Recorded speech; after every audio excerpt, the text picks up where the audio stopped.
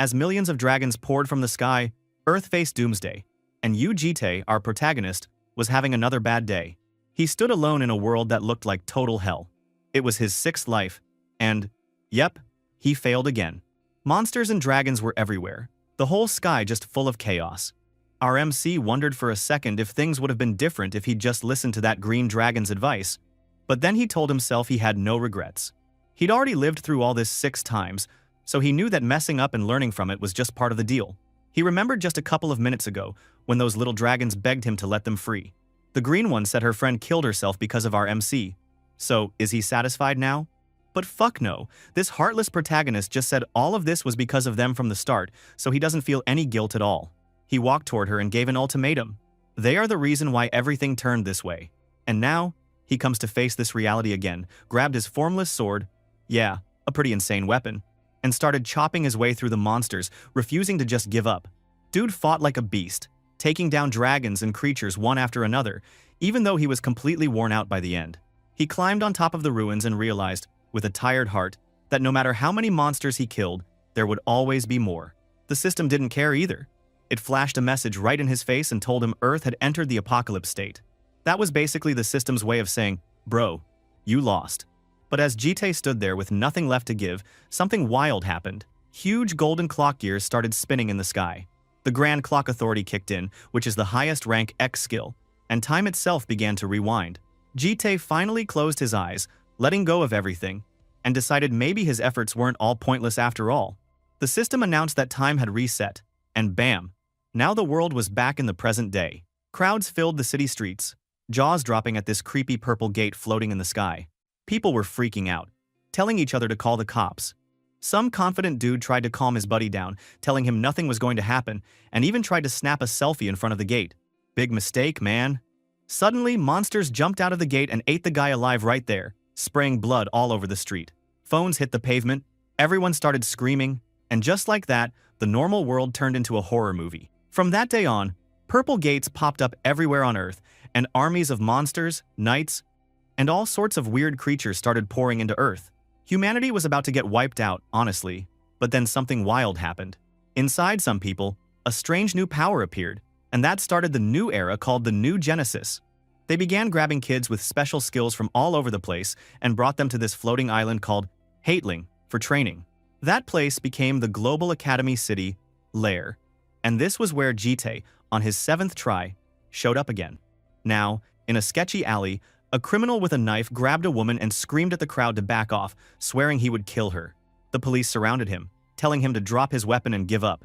The guy lost it, yelling that his life was over anyway and he would take everyone down with him.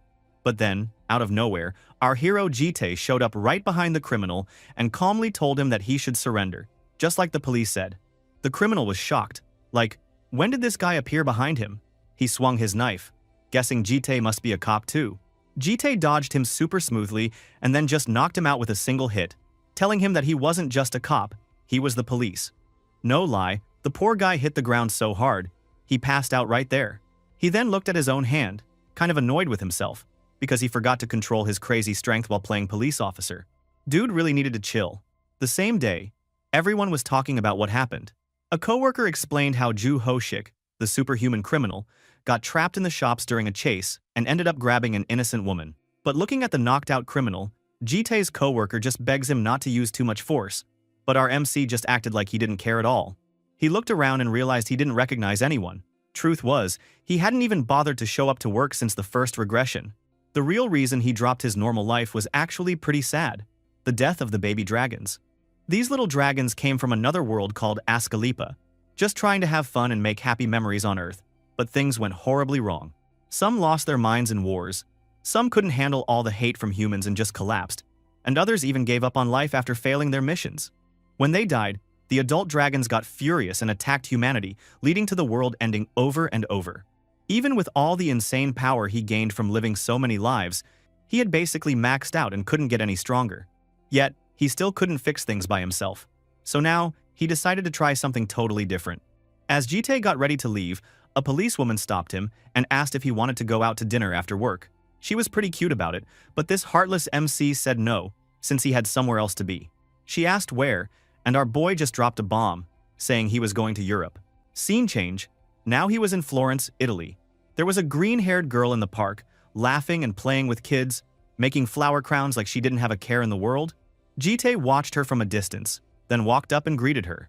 She turned around, super shocked, and Jite gave her a serious look, telling her she had to come with him.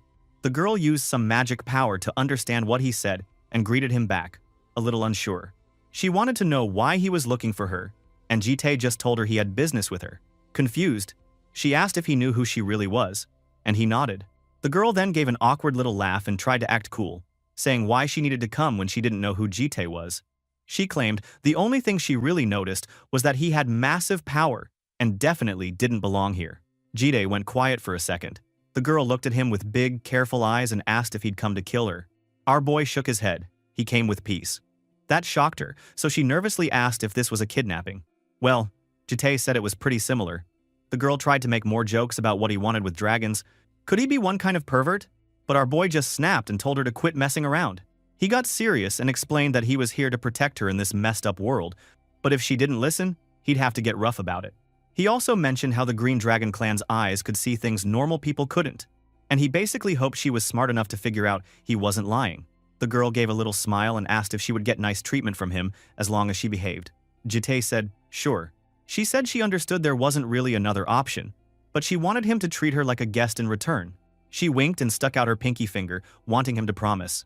Jite saw the trembling hand and realized, yeah, she was definitely scared of him. Still, he agreed, and they made a pinky promise, which started their weird new partnership. Fast forward to the next morning, the girl peeked out from behind the door, drowning in an oversized shirt, and wondered if the boss was up yet. She shuffled into the living room and saw Jite just chilling there, surrounded by some creepy black mist. She called out to him, kind of worried. Jite, totally calm, told the shadows in front of him that nothing bad would happen as long as he followed his orders. Then, out of nowhere, the shadows turned into an exact copy of Jite. That shadow was his SS rank skill, the Grand Duke Shadow. The shadow bowed politely to his lord and walked right past the girl, who froze with wide eyes because that shadow was basically looked the 100% same with Jite. Jite then told her not to worry, saying it was just a clone going to work for him. Then he asked if she slept okay. She sat down next to him, realizing he was planning to stay and not go to work himself. He explained that the shadow clone was his ability, so technically, he was still working. He said he needed to stay by her side from now on. The girl laughed awkwardly and said she got the idea. Then she suggested having breakfast together, hoping it would help calm the mood. But he tried to say he didn't need to eat, yet she wouldn't take no for an answer. She said it was weird eating by herself when the man of the house just sat there doing nothing. So Jite asked if she was always so obsessed with eating food, pointing out that dragons didn't even need it to survive. The girl just smiled and swung her feet, saying it wasn't about needing food, it was about the fun and energy good meals bring. Suddenly, she jumped up and said this whole situation was lame, insisting they go shopping so she could show him what breakfast could really do. Jite tried to say he was fine, but she ignored him. Soon, they showed up at a huge S-Mart store. People stared at them because honestly the girl was gorgeous, and Jite looked like a total boss. Well, some girls said he is kinda handsome. Meanwhile, the green dragon hummed to herself, skipping down the aisles, while our boy followed with his usual poker face. He eventually noticed she was piling the cart like she was feeding an army and asked if this wasn't a little much for breakfast. The girl explained they needed to stock up because the kitchen was empty and they would need all this stuff for next time. She was super excited to get home and cook, but Jite had other plans. He said they should drop the groceries off and then go out to eat. Before she could get too happy, he told her there was something else they needed to do, which caught her off guard. She seemed a little bummed, but he insisted there were important things to take care of, and they had no time to waste. Next stop, a pretty shady-looking place. The girl looked around suspiciously until an old man with a metal eye showed up and teased Jite, asking if this was his girlfriend. Jite just threw out a cold threat, telling the guy to shut up and do his job unless he wanted to lose his other eye too. A little later, the girl came out holding a brand new ID card and looked like she just found treasure. She was amazed, saying this was her first ever ID. Jite was kind of shocked and asked how she even managed to live here without any ID or a bank account. The girl looked at her card and noticed her new name was U-Bomb. She wanted to know why he picked Bomb as her name, especially since he gave her his family name too. Jite pointed at the shop sign that said 4 Seasons and explained that since there were 4 dragons, he was naming them after the seasons. Bomb meant spring. She was the spring dragon. The girl beamed and said she loved it, thinking spring was all about life and happiness. She said her new name sounded beautiful. As they walked, she confessed she wasn't afraid of him anymore. But even though she said that, her eyes could still see the dark power around him, reminding her he was crazy dangerous. Still, she told him with a big grin that she didn't think he was a bad person. Jite wondered if she could really know that after just one day. The girl, as confident as ever, said her intuition was the best because she was a green dragon. Our boy suddenly noticed she was giving him a real, honest smile, something he'd never seen from the green dragon in any of his past lives. He didn't know whether this was a good or a bad thing, but hey, as they walked together, he thought maybe, just maybe, this new beginning was actually pretty nice. Meanwhile, somewhere in Africa, under the moon, this red-haired girl was standing over some poor guy she just wrecked. The dude kept bragging about how strong he was, but honestly, he didn't even last a minute. She stepped right on his face with her boot while he screamed, but she didn't care at all. She kicked him so hard that everything went quiet. Yeah, pretty sure she broke a bunch of his bones. Then she just laughed, looking down at his body and asking if he died because her hits were just that brutal. She was rocking a creepy skull mask and bragged that her body was packed with energy tonight. That was her 199th win and not a single loss, which she thought was hilarious. Now, she was only interested in who her next victim would be. The next day, the news was blowing up. Giant battles were going down in South Africa. Some crazy group called Varkata was dropping bombs. People were saying a monster named the Night Fighter was fighting the South African Union. And it was chaos. Our protagonist Jite watched these reports in his office, eyes sharp because he knew this was his cue. Bomb, the green-haired girl, knocked on his door just then, telling him dinner was ready. So yeah, our boy agreed and decided to join her. At the table, she showed off a dish that looked straight out of a horror movie. Whole fish were shoved into purple rice, all standing up like zombies, and she waited for Jite's reaction. Super confident. She said she got the idea from a sardine dish she saw in England and thought mixing it with rice would be perfect since, you know, Koreans eat a ton of rice. But honestly, these fish looked like they were screaming for mercy, and our protagonist's face said it all. He was suffering inside. So, she was basically Shion with her death food, like in Tensura. Anyway, while he tried to choke down the food, Jite told Bomb that tomorrow he was heading out to get the red. Bomb's face turned serious.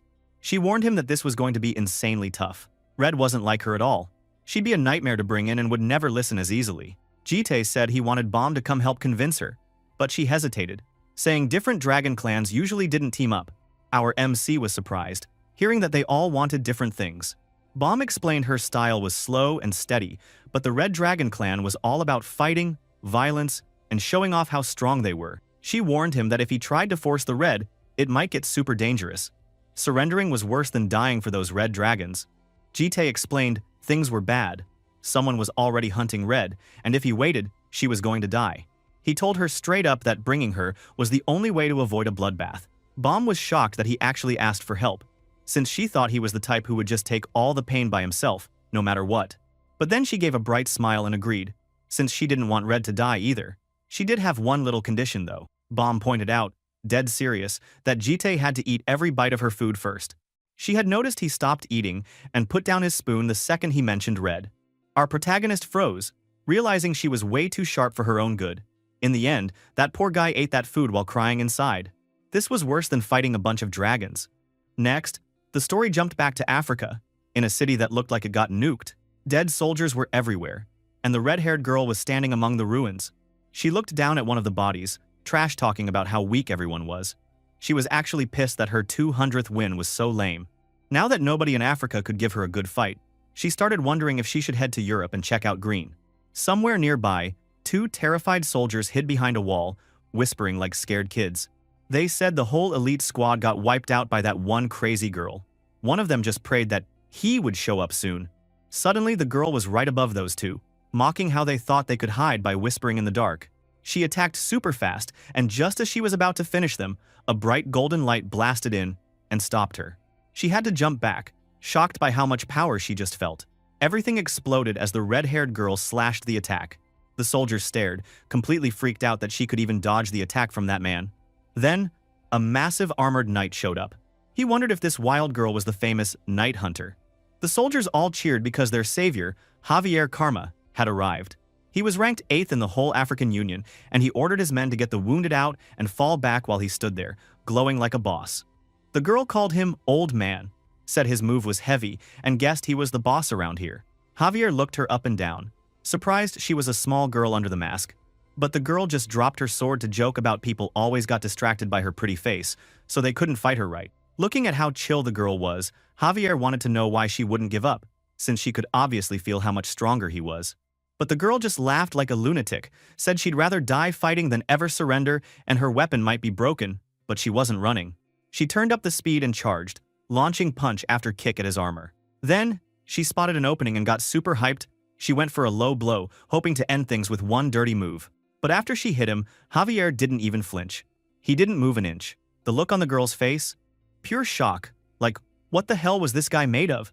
Javier, that big armored knight, glared at Red and basically told her that she must have only fought weaklings before. He said her fights were just games until now, but he was not about to play along. His eyes started glowing gold, and he admitted she was talented, just not talented enough for him.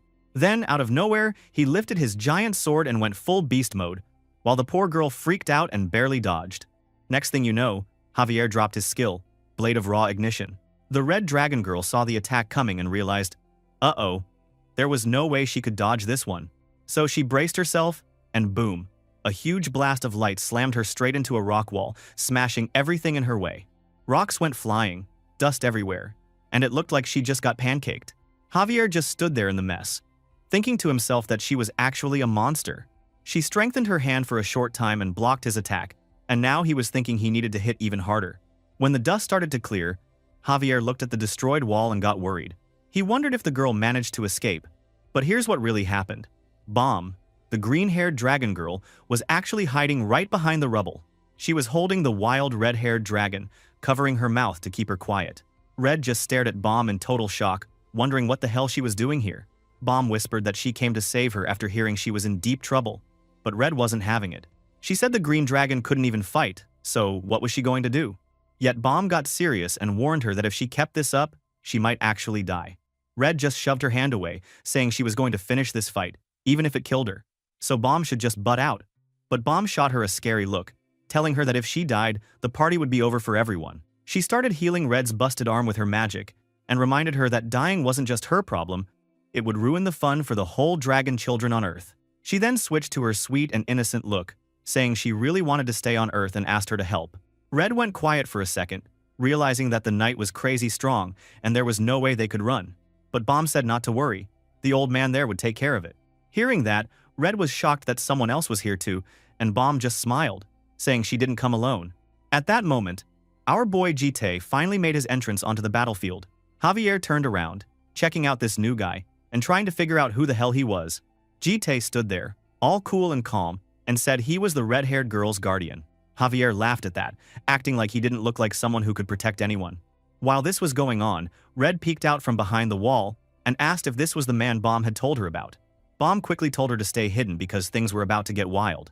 There, Jite tried to chill everyone out, telling Javier that it was complicated and maybe they should just stop fighting now. But Javier wasn't having it. He said the red-haired girl had gone too far and he couldn't just let it slide. So Jite tried to explain she hadn't killed anyone, but that just made the knight angrier. He told him to stop playing with words. Jite kept trying to negotiate again, promising that the girl wouldn't show up here anymore and asking if Javier could just drop it. But the knight totally lost it, yelling that this was African Union territory, and as an investigator, he was going to arrest both Jite and the girl. While charging his sword with crazy golden energy, he activated his combat ability and let out a massive scream, swinging his sword with enough power to destroy the whole area. Smoke and dust shot up everywhere. Javier called out to Jite through the mess, saying that if he was really that girl's guardian, he shouldn't die so easily. But then, surprise, our boy showed up behind him, not a scratch on him, and surrounded by a creepy dark aura. Our MC just muttered how annoying this was and even joked to himself that for someone ranked 8th, this guy was not flexible at all. Javier spun around in shock, wondering when Jite even got behind him.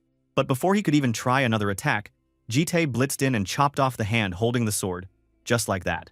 Then he walked over, cold as ice, and told him to listen up because this was about to be the worst day of his life. He explained that as an investigator, Javier tried to arrest the red-haired girl, but instead, he ran into some unknown monster, and because he couldn't block the first attack, he lost both his arms and eyes, and the monsters got away. Javier screamed, begging him to wait, but Jite didn't care. He finished the job with one bloody move, cutting off the knight's other arm and blinding him too. Our MC figured that someone from the Union would heal the guy as long as he survived, but the fear would be burned into his brain forever. That, according to him, was the best way to control people. He thought to himself that even the violent red dragon, the so-called night fighter, was not immune to this rule. Meanwhile, Red just watched, totally horrified and stunned, and asked Bomb what kind of monster that was. But Bomb kept her cool and simply said he was not a monster. He was a human. Red just scoffed, saying if that guy was really human, then she must be a lizard. Bro, after all that, who could blame her for thinking that? Suddenly, Jite came and told the red dragon straight up that, from now on, she was going to live in his house, under his protection. He promised to let her do her own thing most of the time and help her out if she needed it, but then his face changed, and he got super dark, warning her that if she ever crossed his line, she'd be in for a world of pain. The poor girl started shaking, looking like she was about to run, while Bomb quickly tried to make things less scary, telling her they'd explain everything later. Red started totally freaking out, asking what the hell was with all this scary stuff, but Bomb just winked at our boy, acting like it was all a fun little secret. Our MC gave the redhead her new name, Yu Yoram, which means summer, and told her not to forget it. Then he just walked off, leaving the two girls behind, totally expecting them to follow. Bomb whispered to Red, joking that she must have grown up a bit since last time, but Red just snapped back that this was not the time for stupid jokes. While all this was happening, our boy's shadow clone messaged that the mission was done. At the same time, in the Amazon rainforest, the real Jite was chilling with a blonde girl who honestly looked like she belonged on a magazine cover. He cut the connection to his shadow, muttering to himself that he did a good job. The guy was thinking that sending Bomb instead of himself was the smart move, because Red was a wild kid, and even he might not have convinced her on his own. The blonde girl noticed him talking to himself and laughed, teasing him about talking to his smartwatch like a crazy person. Well, this girl is the Golden Dragon, and let's just say she was the type who loved attention. In her 3 lives, she was always shining, but her biggest, shiniest moment? Yeah, it was also the one where she made the biggest destruction. All that attention might look cool, but it pretty much turned toxic, so now she lived out here in the jungle, hiding out even though she was here for the game. She was playing around with Jite's watch, when our MC just straight up asked her why she was living way out here with the wild animals instead of joining the humans if she was here for entertainment. That got her attention. She was surprised he knew about it. He explained that Bomb, the green dragon, had already told him, so he asked if she was scared of humans, and after a second, she admitted that she wasn't exactly terrified, but living with humans was a mess for her. People stared at her, chased her, and honestly, it sounded rough. No wonder she bailed. They went quiet for a bit, and then he asked if she liked bread. She looked at him like he was joking, saying dragons didn't even need food. But our boy whipped out a bag from his pocket using his magic skill, and suddenly, the whole place smelled like a bakery. She couldn't help herself, coming over to check it out. When she realized it was real, fresh bread, her eyes went huge. She started drooling at all the donuts and tarts, and asked why he brought so much. Our MC took the chance to invite her to come stay with him instead of hanging around in the jungle. He promised she'd be safe and could play the game with the others too. The blonde thought about her mom's old warning, never follow weirdos, but then he said he'd buy her macarons, and, bro, all her resistance vanished. She was ready to go. Cut to the city, and now Red was standing outside on the balcony, leaves falling and her face showing she was still salty about everything. She was mumbling to herself about her earlier meeting with our protagonist. Bomb was inside, watching her. Then, Jite walked in, bringing the barefoot blonde girl with him. She announced super loudly that she only came because the sausage bread tasted way better than anything in their world. Munching on a macaron, she described the taste like it was literally heaven. Crunchy outside, soft inside, the works. Looking at them, Bomb greeted Jite, and suddenly, the blonde freaked out in pure excitement when she saw Bomb. She dashed over and hugged her super tight, telling her she missed her and saying Bomb looked even prettier than last time. The blonde then asked if Bomb lived here alone with the Mr. Bomb explained that she was also new here, and pointed out that Red was there too. Meanwhile, our MC was talking to his shadow clone, thanking it for the hard work and telling it to go back. Red poked her head in with an angry look, and she and our boy had a silent stare-off before she turned away. The blonde immediately spotted Red, ran up, and shouted her name super happily, but then she wrinkled her nose because she smelled smoke, and started complaining that the Red Dragon clan always liked things that were bad for them. Red, not having any of it, slapped a hand over the blonde's mouth and yelled at her to shut up or else she'd rip her out by the roots. I mean, wow, she was still as violent as ever. Later, our MC sat down in the living room with all 3 of them and, not wasting any time, asked how old they really were. Bomb smiled and said she was 20. The blonde, all proud, said she was 10, and Bomb added that Yoram was 15. Yoram just sat there, bored, hand on her cheek, not caring about any of it. The blonde girl got all worked up, saying dragons grew up way faster than humans, and bragging about her body, saying no one needed to treat her like a little kid. Yoram even called her out, saying there was definitely something the blonde could brag about. You know. Switching topics, the blonde asked why everyone called Red as Yoram. Was that her fake name or something? Yoram just said she didn't know anything about it. Bomb then explained that their master gave them those names, and now her own name was Bomb. The blonde looked shocked and did not like it at all. She said it was weird for him to just hand out real names before they finished growing up, because names were supposed to be really important. She quickly figured out that the names matched the seasons, so she guessed her part would be Gayul, which means autumn. Our boy nodded and made it official, telling her that her new name was Yu Gayul. And our boy suddenly pointed straight at her necklace, telling her that when that little one is born, she'd have to name it Gyul, or Winter. That really shocked her. How did he know about this necklace? So, he explained that he already knew the necklace was actually a blue dragon egg using some kind of shape-changing magic, and told her to take good care of it, since it would hatch soon. Gaul couldn't believe how much this human knew. She asked him, all curious, how he figured that out. But our MC wasn't in the mood to explain. He just shut her down, saying she didn't need to know. Then, just like that, our hero went back to being all serious and announced there was only one rule from now on. He told everyone they could have fun and enjoy life on Earth, but only if they didn't step outside the fence he set. Basically, that meant they couldn't disappear from his sight. Yoram, the redhead, was not loving it. She called him a dictator and rolled her eyes. Both of the other girls looked at her with awkward vibes. But Yoram didn't care and shot them a sharp look, asking if they had a problem with any of this. Bro, this red one is so spicy like chili. Anyway, in the end, the girls agreed. Playing nearby was fine. Bomb, always the cheerful one, suddenly got all excited and suggested they go out to get some ID cards and buy things they would need for their new life here. Gaul was hyped, but Yoram just wondered out loud where the money would come from, joking that maybe robbing people would be fun. Our MC just handed Bomb a fancy black card, acting like it was nothing. He told them not to stress about money and to just go have some fun. Bomb could only thank him but asked what the spending limit was. The guy didn't even blink. He told them they could spend as much as they wanted. Yeah, you heard that right. Is this guy rich? Damn. So, the girls went totally insane on their shopping trip. They filled up carts with all kinds of clothes and stuff, no chill at all. Meanwhile, Jitae's smartwatch started blowing up with notifications about the money they were spending.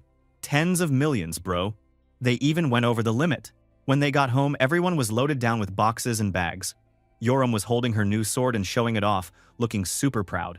Gaul was grinning, spinning around in her new clothes, while Bomb gave the card back to our MC, looking guilty. She admitted she was worried about spending so much money and even tried to buy him some clothes too, but the card maxed out.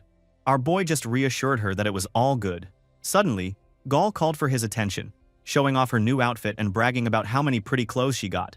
She even pulled out a shirt that matched what he was wearing, saying she bought it to match him. He said it looked good on her, and Gaul was honestly thrilled. In the background, Yoram was checking out the blade she got.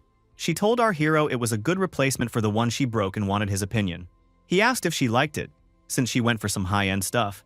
Our boy just nodded. It looks pretty good.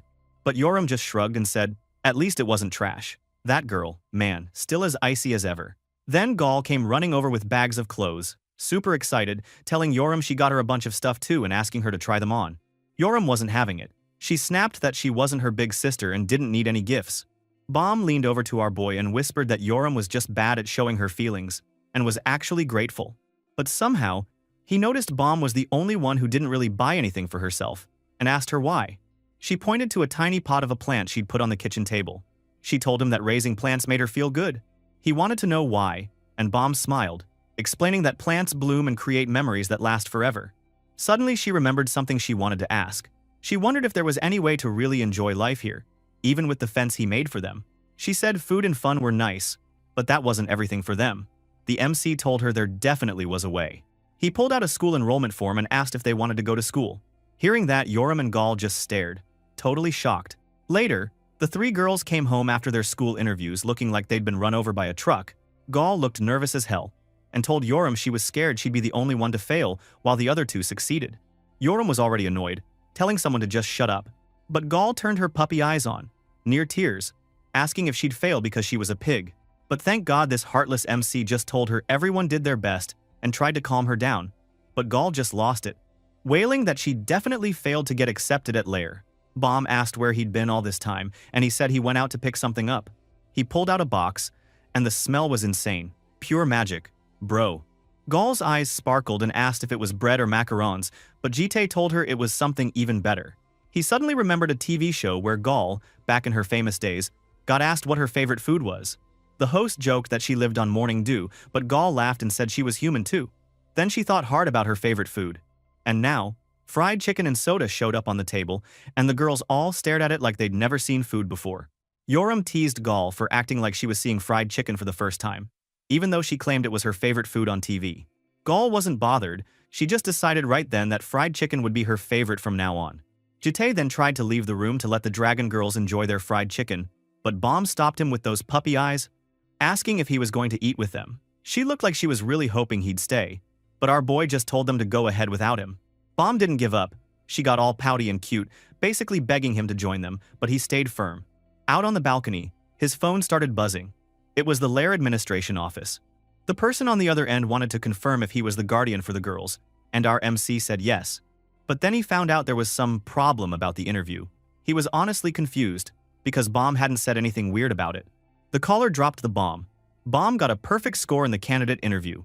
Not only that, but the interviewers loved her so much, they wanted her to be the student rep and do the oath at the entrance ceremony. The school was so hyped, they already asked her directly.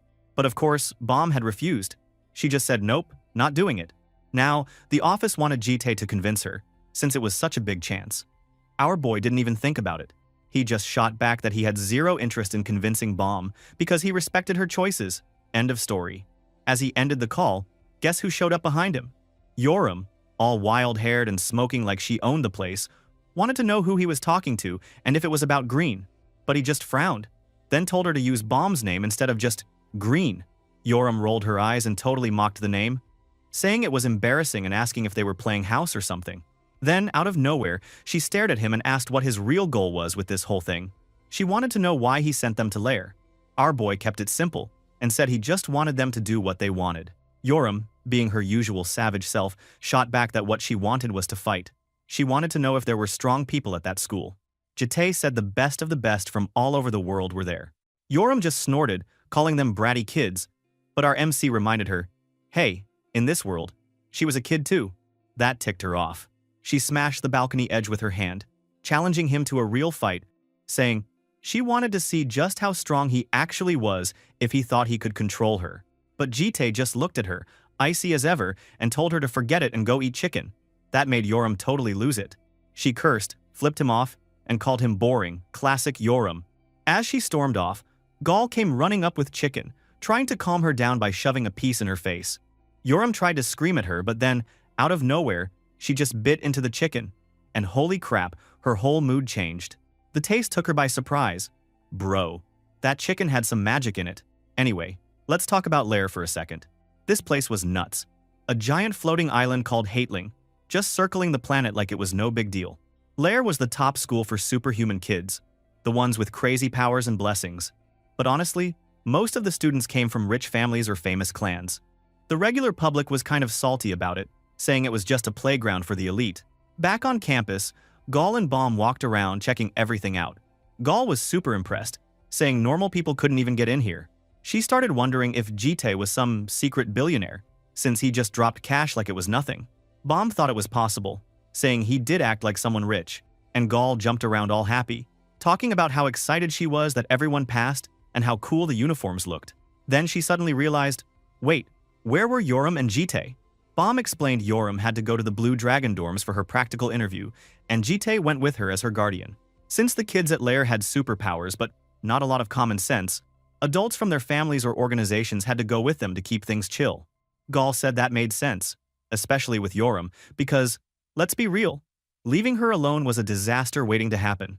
Bomb nodded, then explained Yoram's test was all about fighting and dueling with other students, and Gall got super hyped, wanting to go watch. But Bomb dropped the bad news, she already asked, and they said no. Gall looked crushed, asking why in the world it was forbidden. Bomb just shrugged and said if all of them showed up, it would cause chaos. As she looked up, bro, everyone was looking at them. I mean, where the hell are these cute supermodel-like girls coming from? All the other students on campus were whispering about them, talking about how pretty and mysterious they looked. Those dragon girls were basically celebrities on day one. The scene flipped to the Blue Dragon Academy's Changchun Hall, where things were getting wild. Inside the ring, students were bashing each other with wooden swords, the crowd screaming like it was the Super Bowl. Jitae sat with a face like stone, just watching. This was just a child play for him. A coach was losing his mind, yelling at the kids to fight properly, but then a long-haired guy with a spooky smile told everyone to calm down, saying they should think about the kids' feelings and not stress them out. This guy walked straight up to them, introduced himself as Wei Yan, the head professor of the Blue Dragon Academy, and talked about how excited he was to work with the Guardians. All the other adults were fangirling over him, saying he was a legend. Jitae? He just sat there, silent as ever. People kept praising that head professor, whispering that he wasn't just rich and powerful, he was also a war hero. Suddenly, the announcer's voice boomed through the hall, calling for number 124 and number 7. Our protagonist focused, eyes sharp, as Yoram walked into the ring with her wooden sword, looking totally bored. She muttered that things better not be lame, or she'd seriously run away from home. She glared at her opponent, a blonde girl, thinking this better be worth her time. The crowd went wild, trying to guess who would win. Sofia Volova or the red-haired girl? Some dude in the audience said the redhead was totally his type, but his buddy told him to focus, saying the real question was who'd win, not who was hottest. The friend was sure Sofia would take the win, since she used to be in the RIL forces, even before starting school. The RIL were basically the Russian airborne hunter forces, famous for being terrifying and putting their people through training that was basically torture. Near the arena, a giant dude was going absolutely nuts, yelling at his girl in the ring to crush it and reminding everyone just how much he expected from her. The girl, Sofia, was standing there, feeling like she wanted to disappear out of pure embarrassment. Yoram, who was her opponent and clearly loved to mess with people, spotted all this and started throwing shade. She said Sofia's dad seemed like he was losing it, and then cranked the sarcasm up, telling her maybe she should just quit and run back to daddy's arms. She even called her daddy's girl with a grin that would make you really want to slap her. And Sofia? Her whole face just switched. She glared at Yoram and said in the coldest way that she should shut her mouth right now. You could see the fire in her eyes, and she even warned her that if that red hair kept going, she wouldn't leave this place alive. But Yoram was loving it, bro. She just smiled that crazy smile, basically daring Sofia to try her luck. The crowd picked up on the tension, some of them saying that kind of look was classic for someone from the RIL, but even they admitted Yoram looked pretty tough herself. At this point, everybody got real serious, ready to throw down. The bell rang, and Sofia shot forward like a bullet. The two girls smashed into each other, and Yoram managed to block the first hit, tossing out a sly comment that Sofia's speed was not bad. Then, with a quick move, she went for a big counter, swinging her stick and yelling that Sofia should taste this. Sofia wasn't backing down. She rushed in again, landing a hit so fast that Yoram barely blocked it, but even then, her shirt got ripped. Dude, Yoram went nuts. This was her new dress. But Sofia didn't care. She just kept swinging, chasing Yoram around the ring with some serious close combat attacks. The crowd was probably loving it, all those hits and blocks echoing through the place. Sofia tried a low kick, but Yoram jumped up like some acrobat, pushed off the iron fence, and dropped down with her sword aimed straight for the enemy's head.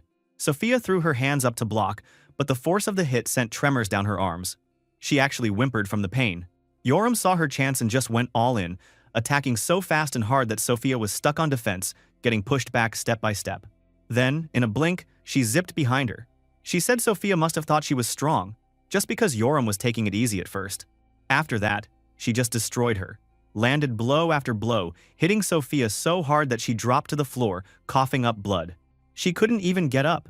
Yoram stood over her, sword at her face, and the ref called it victory for candidate number 124. Yoram laughed, saying, Sofia acted tough but turned out to be weak as hell. Hearing that, Sofia got so fucking angry. This red-headed lizard is so good at anger baiting people. Sofia's guardian ran down, yelling her name.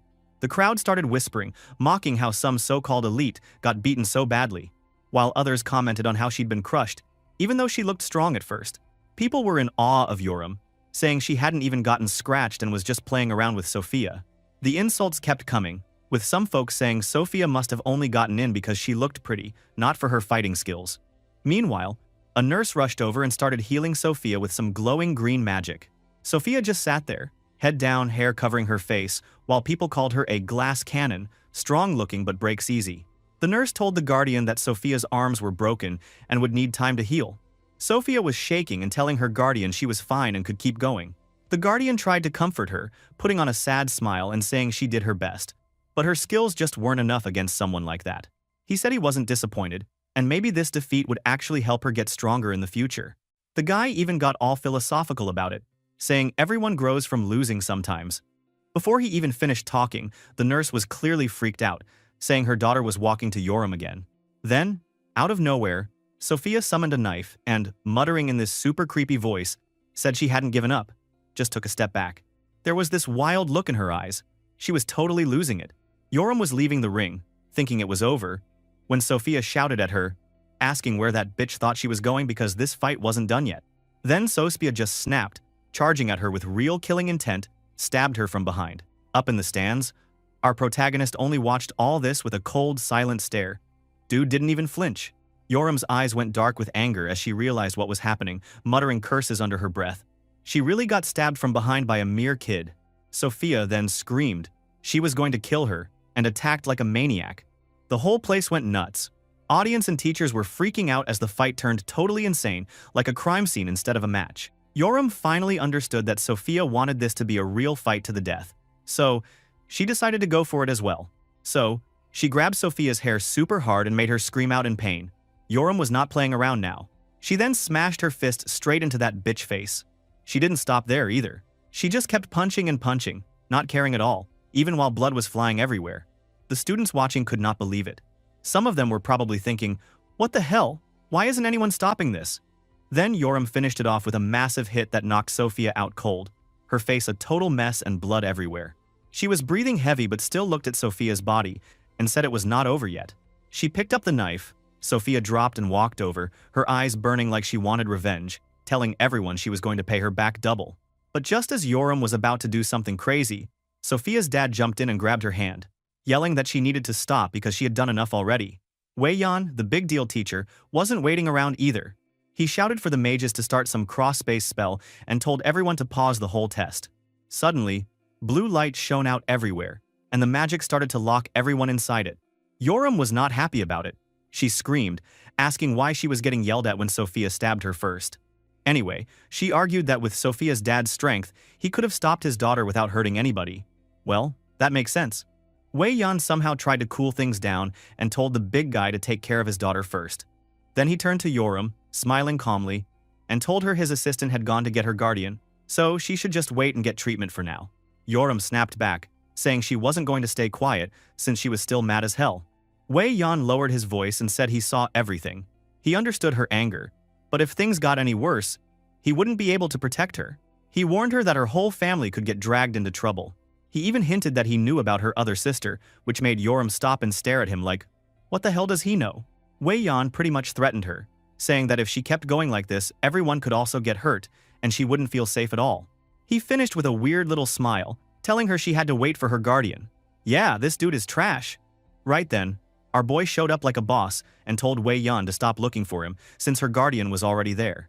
Jite just walked through the magical barrier like it was air and told Wei Yan to stop bothering the injured kid and talk to him instead. Yoram looked shocked, but kind of relieved, and Wei Yan looked totally caught off guard by how someone with no background like Jite could easily pass through the barrier.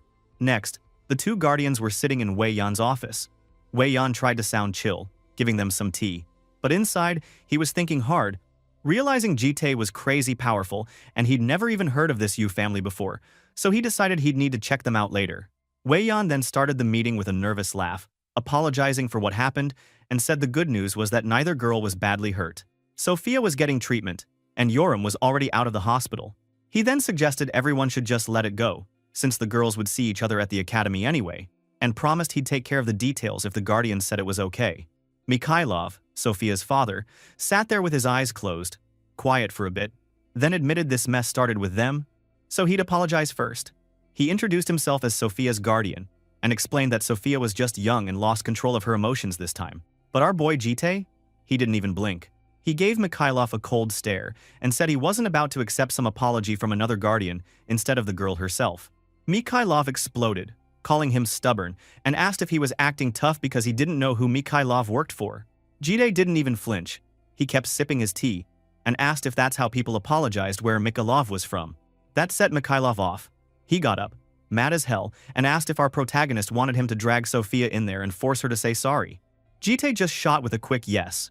Wow, the tension was so thick you could cut it with a knife. Seeing everyone was so mad, Wei Yan freaked out, trying to calm things down with his anxious smile. But Jite made it clear again. He wasn't there for some apology. He wanted to know why Mikhailov didn't step in to stop Sophia when she grabbed a knife and attacked. Mikhailov shouted that it happened too fast to react. But Jite called that a pathetic excuse and asked if he wasn't ashamed to hide behind a kid and make excuses for not doing his job. That pushed Mikhailov over the edge. He stomped the floor, grabbed his collar, and threatened him in a scary low voice, asking if he really wanted to mess with the RIL organization in a tiny country like this, all while letting out some crazy blue energy. He was still trying to act tough, talking smack about the Yu family like he thought they were just some random nobodies. But suddenly, a knife was pointed at him. And of course, this shocked him in an instant. Where the fuck is this knife coming from? Jite pointed out that Mikhailov's knife was really sharp and warned that one little mistake could have ended badly. There, Mikhailov froze. He looked down and suddenly noticed Jite was holding his special dagger. Yeah, the one he always kept hidden away. His eyes went wide, wondering how the hell this nobody man could grab it without him even noticing. Jite just said the sheath was super loose, so it was easy for him to steal it. But this doesn't make sense. Mikhailov's chi sense is at its highest state. The next second, our boy was standing right behind him, whispering something super creepy in his ear. It was a threat. No one in their right mind would ignore that. He told Mikhailov to avoid empty alleyways, which honestly sounded like a warning only a psycho would give. After that, he just put the dagger back on the table like it was no big deal, told Mikhailov it was over, and said he was leaving. Mikhailov just stood there, still staring at Jite with shock and fear all over his face. Meanwhile, Wei Yan, who had been sweating bullets the whole time, finally let out a huge sigh of relief, like he just dodged a total disaster. When Jite walked out, he found Yoram waiting for him in the hallway. He asked her if she was all right. Yoram didn't even flinch. She said it was just a scratch and bragged about how tough the Red Dragon clan was. That's classic Yoram, right? Our boy only nodded and told her that was good, but then her mood changed fast. She stopped, looked at him with a pout, and quietly asked if he thought she messed up too. She admitted she felt like this whole mess started because of her. She was angry and felt bad, but she figured maybe she should have acted more mature, like a grown-up instead of a hothead. But our MC wasn't having it. He cut her off with a serious face and said she actually did fine, which really surprised her. Then, in his usual cold style, he gave her some wild advice. If this ever happened again, she should just finish her fight somewhere nobody could see her. Bro, that was pretty dark, but Yoram loved it. She grinned like a little devil and teased him, reminding him he'd better not regret saying that. Jite, cool as always, said he wouldn't. Out of nowhere, he told her to go start packing when they got home. Yoram asked where they were even going. So, he told her they were moving into the Lair Academy dorms. Yoram just rolled her eyes and joked about how Gal, the tiny yellow chick, was probably way too excited about this. Then, someone called out for Jite. Both of them turned around and saw Wei Yan coming up with his usual creepy smile, asking if he could talk to them again. Jite said he thought they were already done, but Wei Yan insisted he had something important to say, something that also involved Yoram. Yoram groaned, stuck her finger in her ear, and complained about getting scolded even more, but Wei Yan said this time he was offering her a good deal. He went for it and asked her if she wanted to be the freshman representative at Blue Dragon Academy. He made it sound like a dream. Tons of scholarship money, rare magic items, tons of media attention, the whole deal. Our boy, not trusting this guy for a second, asked if Wei Yan even had the power to offer something like that on his own. But Wei Yan just grinned and said he was super close with the vice principal, Ma Namyun. The second Jite heard that, his face went blank and dark, so you knew something was up. Turns out, inside his head, our MC was thinking about some heavy stuff. Both Wei Yan and Ma Namjun were demonic humans. Contrary to superhumans who take on blessings, they instead take on void. These were humans who basically gave up their humanity for power, going full rage monster and just wanting to destroy people. They were the reason the world had so many problems, and Jide had lost some really important things because of them in his first and second lives. Honestly, he wanted to beat Wei Yan to death every time he saw him, but he forced himself to stay patient. He decided that Wei Yan needed to suffer a lot more before death. Anyway, he then told him that the only opinion that mattered was the person involved. He was just Yoram's guardian, after all. Wei Yan agreed, laughing and saying it was all up to Yoram in the end. He looked right at her and started hyping up the offer, talking about how the school was changing and how he wanted her to be the leader at the big year-end event. He even held her hand and asked her to help him shape the future. But Yoram? She was ice cold. She told him straight up nope, she didn't want the job. Wei Yan just stared at her, thinking maybe he didn't hear her right. But she repeated it totally stone-faced. He heard her perfectly. Then she turned to Jitae and said they should just go home and pack. Wei Yan started losing it. He wanted to know why she even bothered coming to the test if she was going to say no. Yoram shrugged and said she was bored in her room and just wanted to start a fight for fun. You could see the veins popping on Wei Yan's face. The dude was about to blow his head. He tried one more thing, pointed out the window at a huge crowd of reporters waiting to hear his side of the story about the stabbing. Then he threatened her, saying her life at Lair depended on whatever he said next, so she better think about it. Yoram just turned her back on him, said she wasn't doing it, and walked away like a boss. Wei Yan shot her the nastiest look ever, muttering that he hoped she didn't regret this choice. Man, our girl Yoram didn't even blink. She just left him standing there, totally wrecked. That's how you keep things interesting. Anyway, when they stepped out of the building, it didn't take long for Yoram to get spotted. The second she showed her face, a pack of journalists rushed over like hungry wolves, all of them shoving mics and cameras in her way. Flashes went off everywhere. One reporter started grilling her about the Sofia Volova stabbing that happened 2 hours ago, demanding a comment. Another reporter waved a recorder and tried to get spicy, saying the whole country was buzzing about the video and asking if Yoram did all this just to get famous and bring back her family's name. They kept poking, wanting to know why she even bothered applying to Blue Dragon Academy or what her plan was there. Our girl Yoram looked super pissed, but before she could say anything, our hero stepped in, telling the journalist to chill out and stop hounding an injured kid. But Yoram cut him off, basically telling him she had this. She snatched the recorder from one shocked reporter and repeated the question, making it clear she wasn't scared. Then, with the creepiest smile ever, she stared at all those cameras and told everyone exactly what she wanted. She want, sex. Damn bro, this kid has no filter. Then the scene jumped to a super chill place, with pink cherry blossoms falling in front of some fancy building that was their new dorm inside Lair.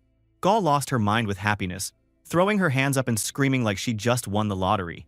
The girls walked into this huge living room, and she couldn't believe how big and nice the place was. Even Yoram was a little shocked, wondering out loud if they were really going to live somewhere so fancy. Gaul didn't waste any time. She darted straight for the stairs, yelling that the best room was hers. Of course, Yoram took off after her, screaming that she deserved the biggest room. Gaul hit the jackpot when she found this giant bedroom with a massive bed and a huge TV, sunlight streaming in everywhere. She started checking it out, saying she could totally use a room like this. But then Yoram barged in, cigarette dangling from her mouth, and announced that the balcony in this room was perfect for smoking. So, this was her room now. Gaul freaked out and protested, saying it wasn't fair because she got there first. Plus, Yoram said she wanted the big room next door. But Yoram just gave her this scary look, and Gaul folded right away, agreeing to take the room next door without another word.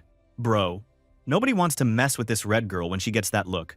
A bit later, Bomb showed up in another room carefully spraying water on a big blue egg, calling it her little one and rubbing it really gently. Our boy came in and asked her why she was spraying water everywhere. Bomb just smiled and explained that this was like teaching a baby before it was born, because blue dragons really love water. She kept talking about how to take care of the egg, and explained that when a dragon egg is about to hatch, the magic polymorph wears off, so it goes back to its real size. She then turned to him, stating that everybody in the lair couldn't stop talking about Yoram lately. Jitae pulled up a video of Yoram's wild interview, showing her basically roasting the reporters. They laughed at the comments under the video. Some people thought she was super cool and brave, others were just making fun of her.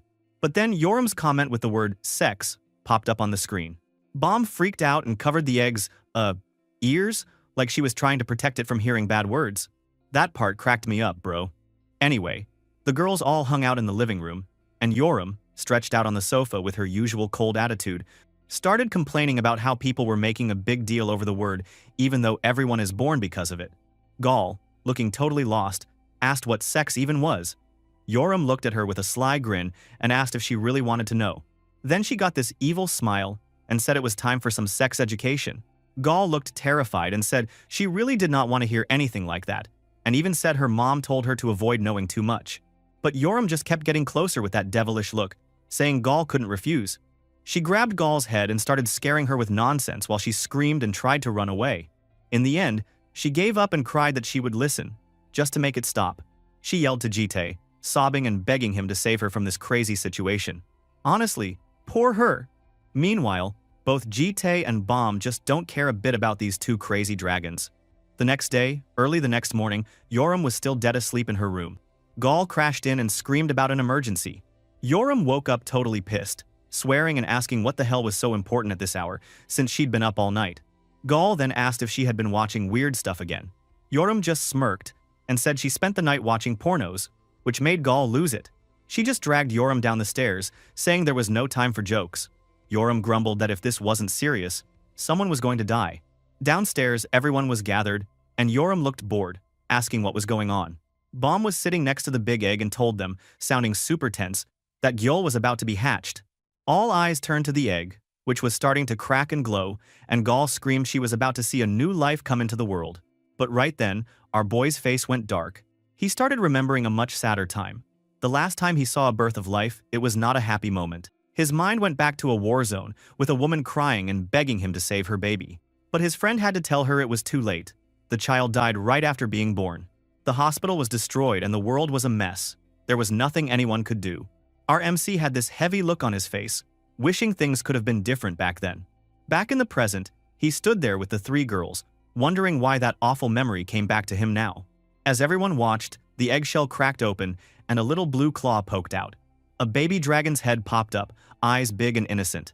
Bro, this dragon is so fucking cute. Damn. Bomb looked so happy and congratulated the new baby on her hatching. Gaul's eyes were shining. They were about to explode with happiness. The little dragon cutely rubbed her own eye. She was Gyul, which means winter. Bomb then cleaned her up with a towel, and Jide asked if she learned that from somewhere. Well, Bomb said her mom used to do it for her. Well, except her mom licked her back then. She asked him if he wanted to hold the baby dragon, but he just quietly refused. Gaul jumped up, super excited, and begged to hold the little one. So, Bomb handed the dragon over carefully, warning Gaul to be gentle because the baby's skin was still really soft. Gaul promised she'd take good care of her and hug her tight. She then closed her eyes and said out loud that this feeling was super comforting and made her feel better. But then, out of nowhere, Gaul's eye gave this shiny little naughty spark, and look at Yoram, asked if she wanted to hold Gyul too. Before Yoram even had time to think, she pushed Gyul right up into Yoram's face. Yoram totally freaked out, but Bomb just told her to chill out and be nicer. But Gyul just yawned all cute, not caring at all. While Yoram found herself stuck holding this wiggly little dragon and staring at her, quiet for once. Gaul looked at Yoram with this proud smirk and asked if she got it now, if she finally understood why holding Gyul was so awesome. Yoram tried to act cool, but she admitted that, yeah, the kid was actually pretty cute. Then, out of nowhere, she spun around to our MC and pointed out that everyone else had held Gyul, so why was he being so weird and refusing? Gaul jumped in, saying Gyul would be sad if Jitae never held her. Our boy just stood there, all silent and mysterious. So, Yoram gave him this evil grin and started teasing him, saying he was acting all cool and untouchable, like he was too good for everyone. Then she threatened to throw Gyul at him and said he would have to catch her. Gaul completely freaked out, screaming if Yoram was seriously about to do something that insane. Yoram's smile went full demon mode, and she announced that she had only one goal since she moved in here: to see if she could make Jitae lose his cool for once. Then, bro, she actually wanted to throw the little Gyul right up into the air while Gaul lost it, yelling her head off. But our boy Jitae didn't even blink. He just caught the dragon baby with one hand, cool as a cucumber. Yoram groaned and said it was lame, since he didn't even react, while Gaul muttered that her sister was definitely not a normal person. Bomb then came over, smiling like she was proud, and told him that he might as well pet Gyul now, since he was already holding her. Our hero looked nervous but reached out and touched Gyul's head with his finger, super gentle, asking if she was doing it right. Gyul looked super happy, and Gaul started snapping photos on her smartwatch like she was the paparazzi, saying she had to save moments like this forever. Suddenly, Bomb suggested they take a group photo to celebrate Gyul's birth and came out holding a bright red rose, which made Gaul's eyes pop wide open. Bomb winked and explained that she brought props just for pictures, surprising everyone with how serious she was about it. She then stuck the red rose behind Jitae's ear and added a tiny blue flower to Gyul's head. Jitae just stood there totally frozen, looking like he wanted to die while Yoram laughed at him, saying he looked ridiculous. But Bomb told him he actually looked good, and our protagonist begged them to just take the picture already. Yoram tried to get out of the photo, saying it was embarrassing, but Gaul grabbed her and dragged her over anyway. Bro, this feels like a full family. I got a bit emotional all of a sudden. After they took the photo, our boy turned to Bomb and asked what's she gonna do to Gyul now. Bomb explained that she would teach Gyul a polymorph using magic transfer. Magic transfer is when you flow your mana into another person to teach them a spell. But there's a price. It would eat away the lifespan of the person teaching it. But Bomb was sure adult dragons like her, Yoram, and Gaul had learned a spell called polymorph to turn back into human form in the world they used to live in. But little Gyul hadn't learned anything yet. She then lifted her up with a loving smile and said, "Dragons grow up super fast." So, she really wanted to give Gyul happy moments and good memories before she got too big for all this family stuff. Our MC nodded and said he'd help her with that anytime. So Bomb looked at him all pleading and asked if he could just stay by her side while she did the magic transfer for Gyul. Jite nodded, short and simple. So Bomb teased him for looking like a cold statue way over there and told him not to sit closer. He said, super serious, that he couldn't see any reason to sit so close. But Bomb wouldn't let it go. She argued that she might get super tired from the spell and drop Gyul, and then she'd feel so guilty if the little one hit her head. She was trying her best to make it all dramatic, but Jite just stared at her with his poker face. Finally, our poor MC gave in, sat down next to her, and said he really didn't have a choice, did he? The second he sat, Bomb could feel how Jite's shoulder was so hard, and suddenly whispered with red cheeks that it was hard. Jite asked, "What's hard?" And Bomb became so shy and quickly stammered that she meant the sofa was hard, not anything weird. Our boy just replied seriously that the sofa was made from expensive materials, so that was strange. To quickly change the topic, Bomb started doing her magic, a green glow swirling around her and little Gyul as the magic transfer began. She said she would begin the magic transfer now. Alright? So a few days went by after that whole magic transfer thing, and our girl Bomb was totally wiped out. Seriously, she was lying on the sofa like a fried fish, steam basically coming off her, and weakly saying she finally finished. Our boy, the MC, stood over her and praised her for all her hard work, and Bomb just said thanks. She tried to get up, but man, she was too tired, and walked like a zombie. She told our boy to make sure to feed little Gyul and burp her while she took a nap. Bomb also reminded him to wake her up if anything wild happened. But then, whoops, she almost passed out from being so tired. Lucky for her, our MC was ready and caught her before she could hit the floor, holding her up like it was nothing. He told her calmly that he would carry her to her room, and Bomb's face went red like a tomato. She got super flustered, not knowing where to look. Our boy just picked her up, princess style, and Bomb admitted, all shy, that it was kinda embarrassing to be carried like this. He just looked at her and teased that she still had energy to joke around. Bomb let out a tired little laugh and asked if she was heavy, maybe fishing for a compliment. Our guy, without missing a beat, told her she was light. Bomb seemed super touched that he could actually say something so nice. He put her down in bed, tucked her in, and before long Bomb was out cold, totally deep asleep. Our MC left the room real quiet and closed the door. But as soon as he stepped out, he noticed some weird blue mana ripples coming from the living room. Yeah, that sounded like trouble. He went to check and saw this crazy bright blue light filling the room. When the light died down, there was a little girl with long blue hair sitting on the sofa, staring at her hands like she had never seen them before. Jite just stood there for a second, then tried his best to welcome her. But you could tell he was a bit nervous too. Well, that was definitely a new problem for him. Right after that, the scene switched to the Lair District Police Station.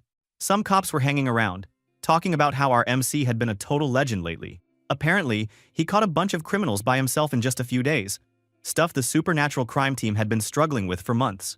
One of his co-workers came up to him, super hyped, offering to treat him to a fancy meal because he was now the pride of the station. The girl cops dude jumped in, laughing, and said the man just wanted to use the company card anyway. The old cops tried to save face by saying he meant he'd pay for the second round.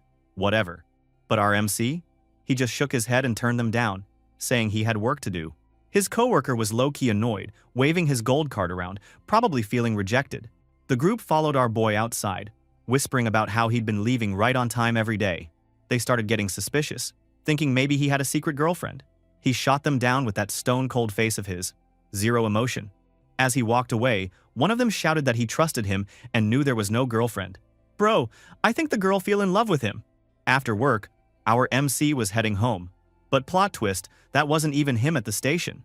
The one working there was actually the Archduke of Shadow, a special skill Jite stole from some demon duke he'd killed in the past. This shadow copy was like his own clone, running errands while the real MC did his thing. The shadow copy walked toward a park and spotted his boss. It went up to him, super respectful, calling him master and confirming it was here because he'd been summoned. Then the shadow noticed something odd. Our MC was holding a little girl. Jite explained, all chill, that this was Gyul, and she'd just gotten a haircut and now could turn into her human form. A lady passing by saw them and smiled, saying the kid looked super cute and was so quiet, and that the two of them looked good together as a family. The shadow copy, hoping to be helpful, offered to carry Gyul instead if our MC felt awkward. But suddenly, Gyul shot the shadow a death glare, looking at it like she wanted to fight. The shadow got totally freaked out. Jite refused the help and set Gyul gently on the ground, saying she could walk on her own, while the shadow just stared at her, probably reconsidering its life choices. The shadow asked why his boss was out here with Gyul anyway, and why Bom, Yoram, or Gyul weren't babysitting instead. Jite explained that Bom was stuck in bed with a fever from the magic transfer, and as for the other two, well, he remembered the chaos. Gyul wanted to go shopping with her sister and wouldn't shut up, while Yoram was just sitting around smoking, refusing to talk to anybody. Our boy was like, yeah, these two are not ready for responsibility yet. The shadow nodded, finally understanding. Then our protagonist asked what was up, the real reason the shadow wanted to talk. He gave the shadow a hard stare, basically saying, don't pretend you don't know, because he could feel everything the shadow did. The shadow looked away, nervous, explaining that it wasn't complaining or anything, but it was kind of confused about its new life. All its other masters just made it do serious stuff, killing, conquering, scaring people. But now, it was just living a normal, boring life, which was kind of hard for a monster like it to get used to. The shadow apologized if it sounded disrespectful. Our MC reassured it, saying, hey, it was normal to think about this kind of stuff, since it was a real being that had desire. He promised that a bigger mission was coming, but for now, he ordered the shadow to just keep acting normal at work and blend in. Before heading out, he told the shadow that the other cops were bummed about getting rejected and ordered it to go out for drinks with them, since it'd be leaving soon anyway. The shadow bowed super respectfully, promised to do it, and went off to follow orders. After the shadows were gone, Jite spotted a mother and her kid looking super happy. The kid was all smiles, hugging her new doll and telling her mom she was the best. Our MC noticed Gyul staring at that scene like she couldn't look away, and he guessed that maybe, deep down, she really wanted a doll herself. He thought if he had known earlier, he would have just bought her one already. The poor girl just kept staring, so hard that even he could feel what she wanted without her saying a word. So, our boy asked if she wanted a doll. Gyul's eyes went wide, like he just read her mind or something. Instead of just going to a store, our MC reached up and opened some kind of dark slice in the air. Yeah, just a casual portal, and pulled out a big blue teddy bear. He told her it was a bit different from the one the other kid had, but hey, close enough. Gyul took the bear. And man, it was almost as big as she was. Her cheeks went all red, and you could tell she was both shy and super happy, just looking at that teddy. He asked her if she liked it, probably expecting her to give a little nod or a hug. But nope, she just put the giant bear on the ground and started walking away with those tiny steps, walking to our MC standing there, confused out of his mind. Seriously, what was up with that? Maybe she was angry, or maybe she just didn't like the gift. He caught up and scooped her up in his arms, thinking maybe the bear wasn't enough, and wondering what else he should have done. He told her he didn't have any more gifts, but she just reached out and gently touched his cheek, then rested her forehead against his. Our MC was totally thrown off by this. Why was she acting like that? He started wondering if maybe Gyul thought magic transference was the same as showing affection. Maybe she was just trying to say she liked him or something.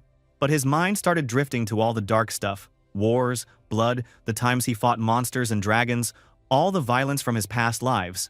Those memories were rough, but then he snapped back to the moment and met Gyul's innocent eyes. That look from her made him calm right down, and he actually smiled for once.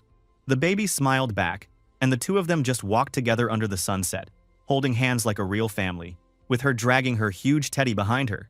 It was kind of adorable, not gonna lie. But then our boy stopped suddenly, letting out a breath like he just sensed someone nearby. Out of nowhere, Gyul popped up, waving and running over to them. She was super hyped, gave Gyul a big hug, and told the MC she'd just been to the shopping district. She touched her head with the little girl and hinted that Gyul was really happy and liked him because she'd just gotten a doll. Our MC looked shocked and asked Gyul if she could read Gyul's mind. Gyul laughed and explained that dragons could send feelings and thoughts, not just magic, just by touching skin. She said touching foreheads was the best way to do it. That made our MC realize Gyul's little forehead move was her way of showing her feelings. Dude had no idea. Gyul teased him about not knowing everything, which, honestly, he kinda deserved. Then he noticed she was carrying a huge bag and asked her about it. She grinned and pulled out a brand new guitar, saying she got it so she could share her feelings without needing to touch anyone. She struck a pose, asking if she looked like a real singer, and then started jamming and singing right there in the street. She promised she was going to work super hard at this. While she played, Jide got lost in more old memories. He remembered a guitar on the floor, medical gear and syringes, and Gail sitting there totally wrecked, blood on her hands and empty bottles everywhere. Yeah, that was a bad memory. He looked at her now, pressing the strings even though her fingers were hurt. Smoke actually rising from her fingertips. Yeah, this was too exaggerated. Anyway, he saw her hand trembling and told her not to overdo it, that she should take it easy. Gail stared at him, surprised he was worried. She asked why, but he just told her to slow down as he started walking away with Gail. Gail said she really wanted to do her best, but our MC switched the topic and asked if Bomb had woken up yet. She shook her head, looking kind of sad, and said Bomb was still sleeping with a fever because she'd pushed herself with all that magic. He then asked about Yoram, and she thought for a second, saying Yoram hadn't left her room all day. She was binge-watching dramas and totally addicted. Our boy actually saw that as a good thing. Better Yoram obsessing over shows than picking fights outside, he thought. Well, 100% valid, bro. That redhead has too much stamina. When they got home, Jite told Gail to wash her hands, and Gail agreed, taking her along. Just as Gail was wondering if Bomb was awake yet, stuff got real. Out of nowhere, our MC slammed his hand down on her shoulder, his whole vibe changing in an instant. He got super serious and ordered Gail to grab Gail and go to their room, telling her not to come out until he said so. Gail was freaked out by how intense he sounded and asked what was happening, but he just repeated, "Go, now." She got scared, nodded fast, and pulled Gail away to the room. Our MC walked over and slowly opened Bomb's door. His face went dark the second he saw inside. The room was packed with knights in full armor, their eyes glowing in the shadows, all standing around the bed where Bomb was sleeping. One of them turned and asked our MC, in a cold voice, if he was the one who did this to the Green Dragon. These were no regular guys. These were the guardians, knights, and slaves that dragons used as their own personal bodyguards, monsters or humans trapped by crazy strong magic and made to serve the dragons for life. Some of them were even super elite, only protecting the baby dragons when they ventured out for fun. Right away, he figured the knight must have used some sleep magic on her. But before he could even say anything, this armored dude stomped the floor and stormed over, demanding to know what our MC had done to the Green Dragon. Now, Jite wasn't about to just take that. He fired right back, scolding the knight for not introducing himself when barging into someone else's home. Like, manners, bro? Ever heard of them? But the knight just started acting all high and mighty, saying that asking questions was only for the strong, and that our MC was way out of his league. Then, just to flex, the guy let out this insane dark energy called Black Heart, making the vibe in the room go from tense to straight up terrifying. The knight basically declared he was the only one allowed to ask questions here, calling our boy a lowly human. Yikes, you're gonna die soon. But somehow, Jite was cool as ice. The knight gave one last warning, still demanding to know what happened to the green. Instead of getting rattled, our MC chilled out a little and just told him the truth. A blue dragon had been born, and the green was wiped out from teaching the baby dragon how to use polymorph and doing a magic transfer. That only made the knight glare even harder. He wanted to know who the heck our MC thought he was, standing there like a boss. But Jite just answered all calm and confident, saying he was their guardian. The knight actually laughed at that, like he couldn't believe a regular human would even think of protecting dragons.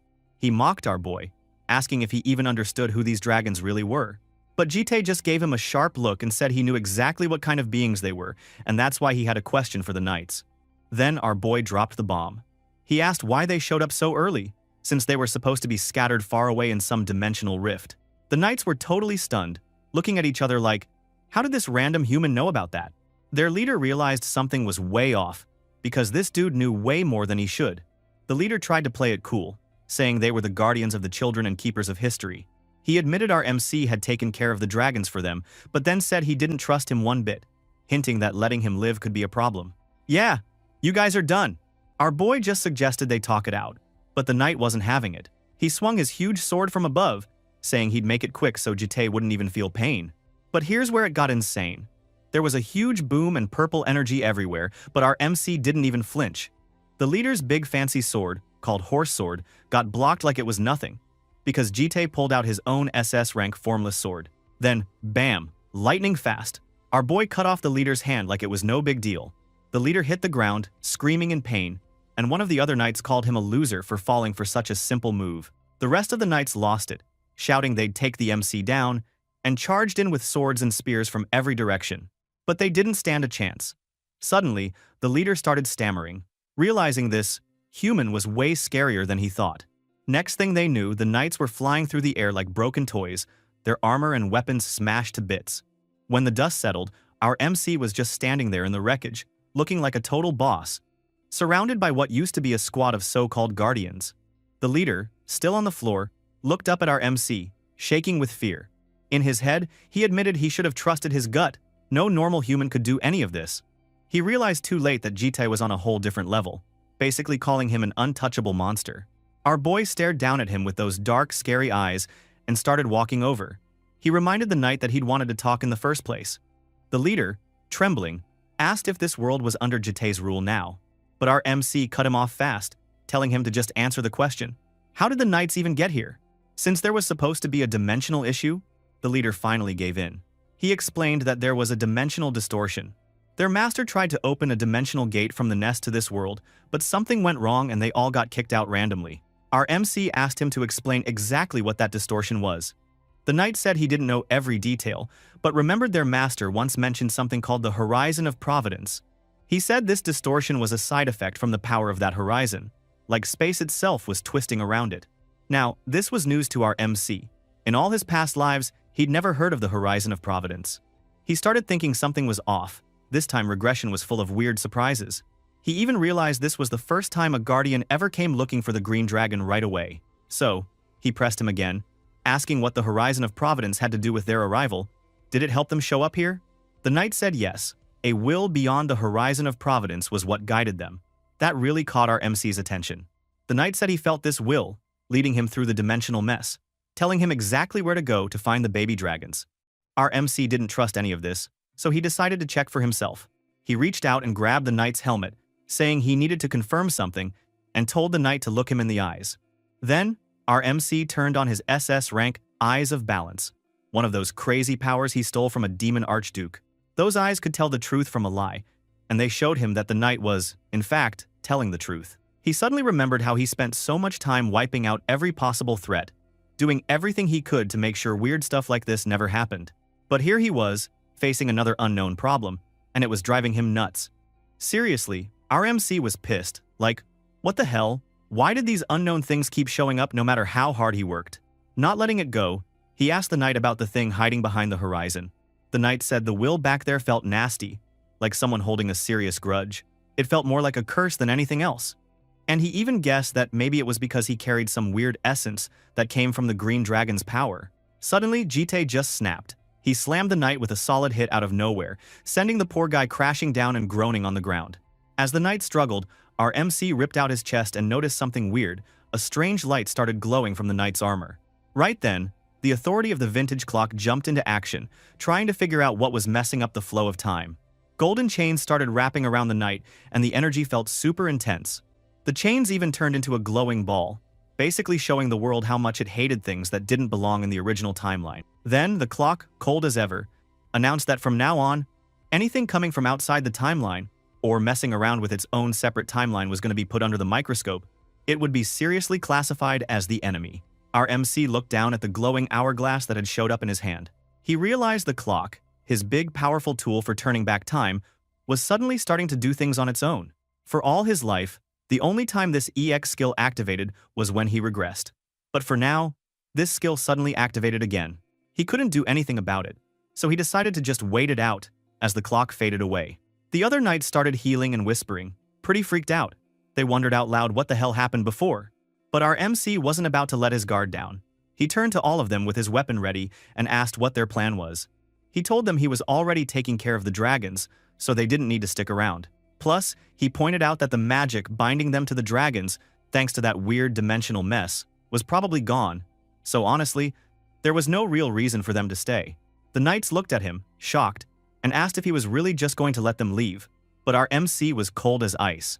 He said he didn't care, as long as they kept out of trouble. After a second, the knights agreed and started leaving one by one. But then, the knight leader, still pretty beat up, suddenly stood up, swaying on his feet. He said he couldn't leave, and everyone went quiet. Jide was surprised and asked him why. The knight explained that he was the guy in charge of protecting the flow of causality, or whatever. But before he could finish, our MC just decked him right in the face, sending him straight back to the ground. Not done, he put his foot on the guy's chest and asked again, all threatening if he was really not going to leave. But the knight, even though he was probably in a ton of pain, kept saying he couldn't go. So, our MC leaned in hard, putting all his weight on the knight's chest while the poor guy screamed. He asked again, this time letting his cold side show.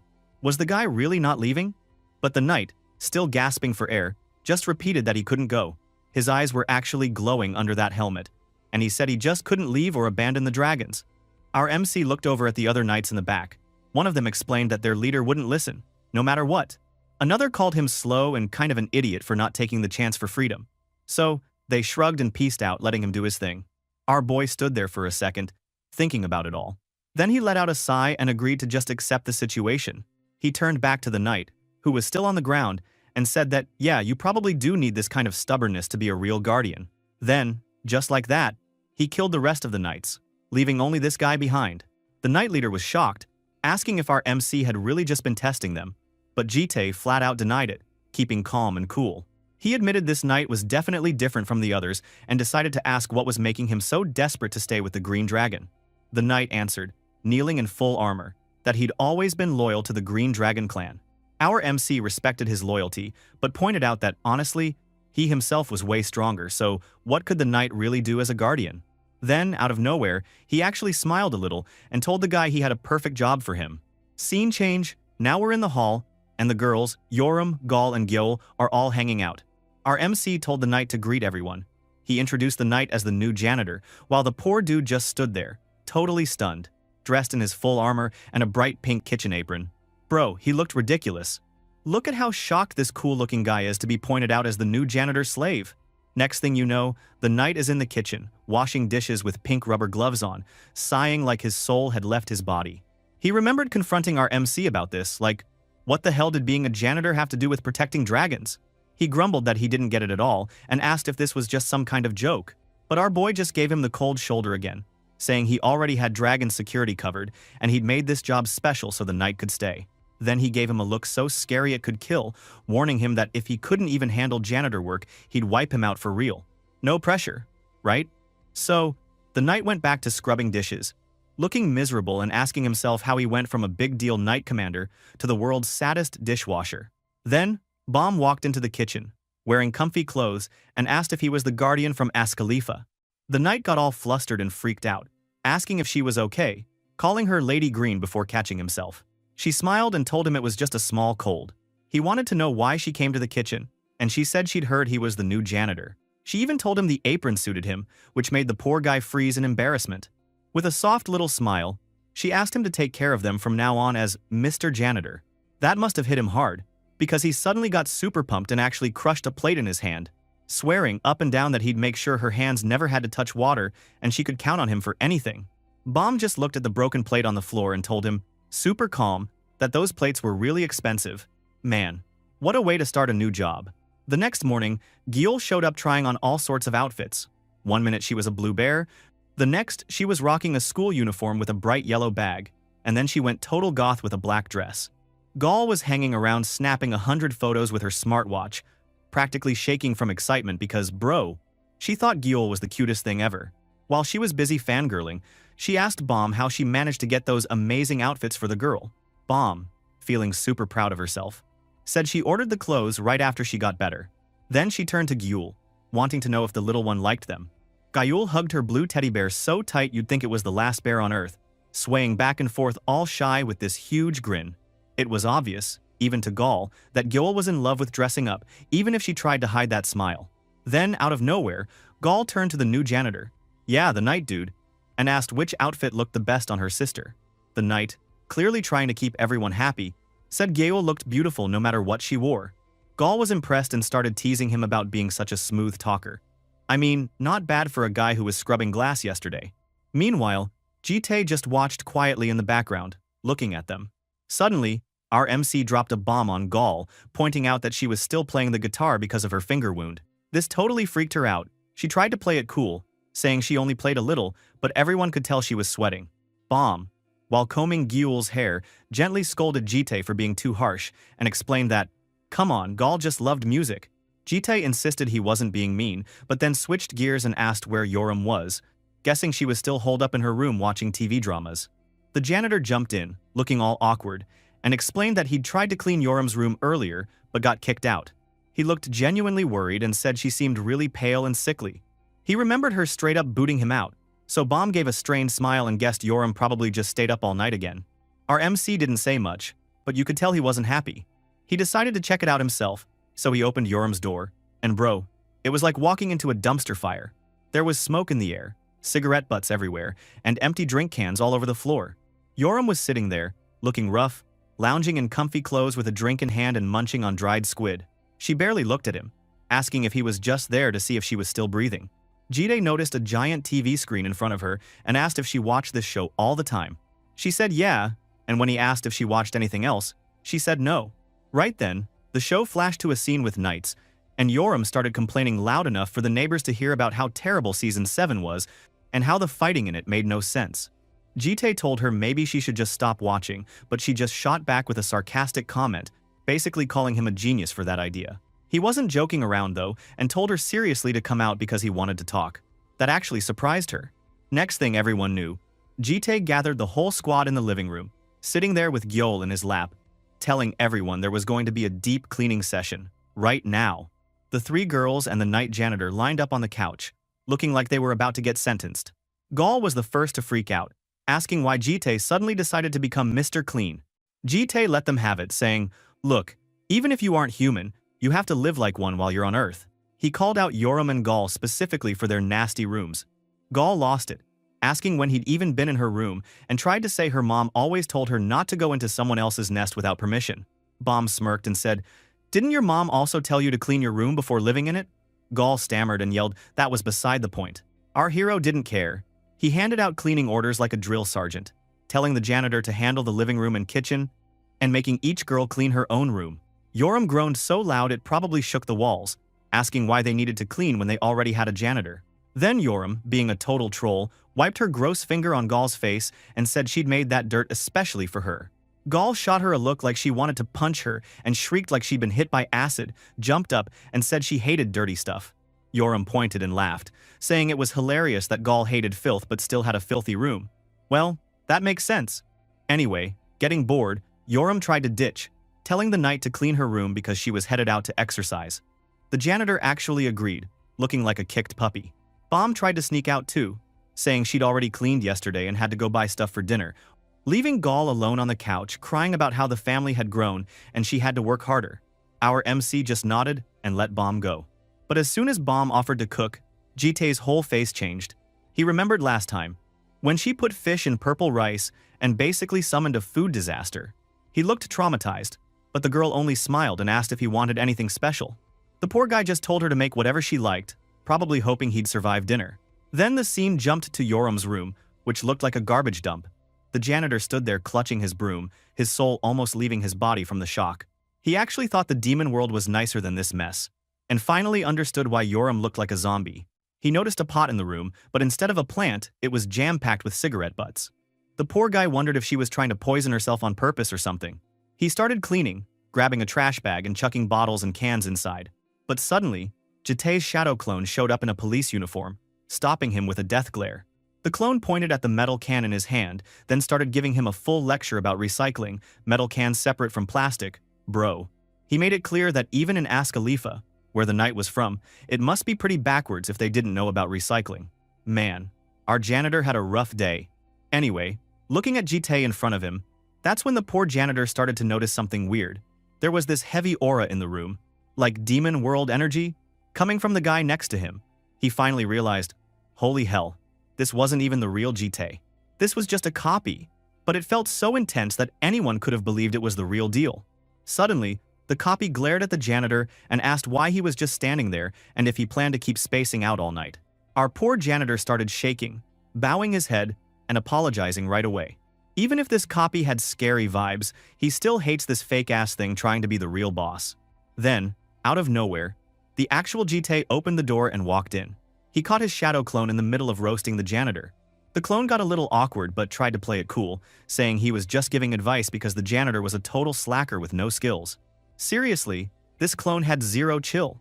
But the real Jite just told his copy to knock it off and help clean. He said he'd called in backup because there was no way one person could handle the mess in Yoram's room alone. Teamwork time. whether the clone liked it or not. Hearing that, the janitor actually got blessed. He was so happy that this brat clone had the same bad luck as him. So, the deep cleaning campaign started for real. While everyone else was doing their thing, Yoram out exercising, Bomb off buying groceries, Gaul and Gyol playing together, the poor Shadow, and the janitor teamed up to fight the mountain of trash. And bro, they worked at it until the sun went down. After all that effort, the copy stood in front of Jite, who was sitting behind his desk, and announced that the mission was a total success. Our boy actually praised his clone for once. Yeah, miracles can happen. Then he flipped his computer around and pulled up a map with a red dot on Moscow, Russia. He told the copy that some mage group called Invisibility was up to no good over there, cooking up weird experiments on transcendent-type mages. There were even creepy pics of test tubes and messed-up humans. Jite gave the command straight. The copy had to finish police duty this week, then head straight to Russia and find someone called Prototype X.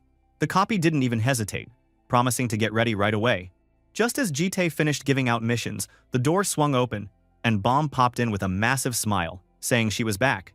The janitor greeted her, and Gaul stared at the pile of groceries like she saw a mountain, asking Bomb why she'd bought so much. Bomb was super cheerful about it, saying the family had grown, so obviously they needed more food. The clone tried to sneak out now that Bomb was home, but Jite suddenly grabbed its shoulder with a look that meant serious business. He told the copy to swap clothes with him. Right now, no arguments. Cut to the dinner table, and Bomb was shouting for everyone to eat. The food, though? It was a total nightmare. Purple soup belching weird smoke with whole fish sticking out like spears. The girls actually dug in. Gaul was amazed, saying the taste was exactly like what they ate back in Ascalifa, and Yoram agreed it wasn't bad. Gaul wished the janitor could join them, but Yoram called her an idiot since, duh, the guy had no mouth under that helmet. Meanwhile, the poor Shadow copy sat there in home clothes, sweating buckets, staring at the scary dish. He realized the awful truth. His master had swapped with him just so he wouldn't have to eat this disaster dinner. Bro, tough break for the clone. And where was the real Jite?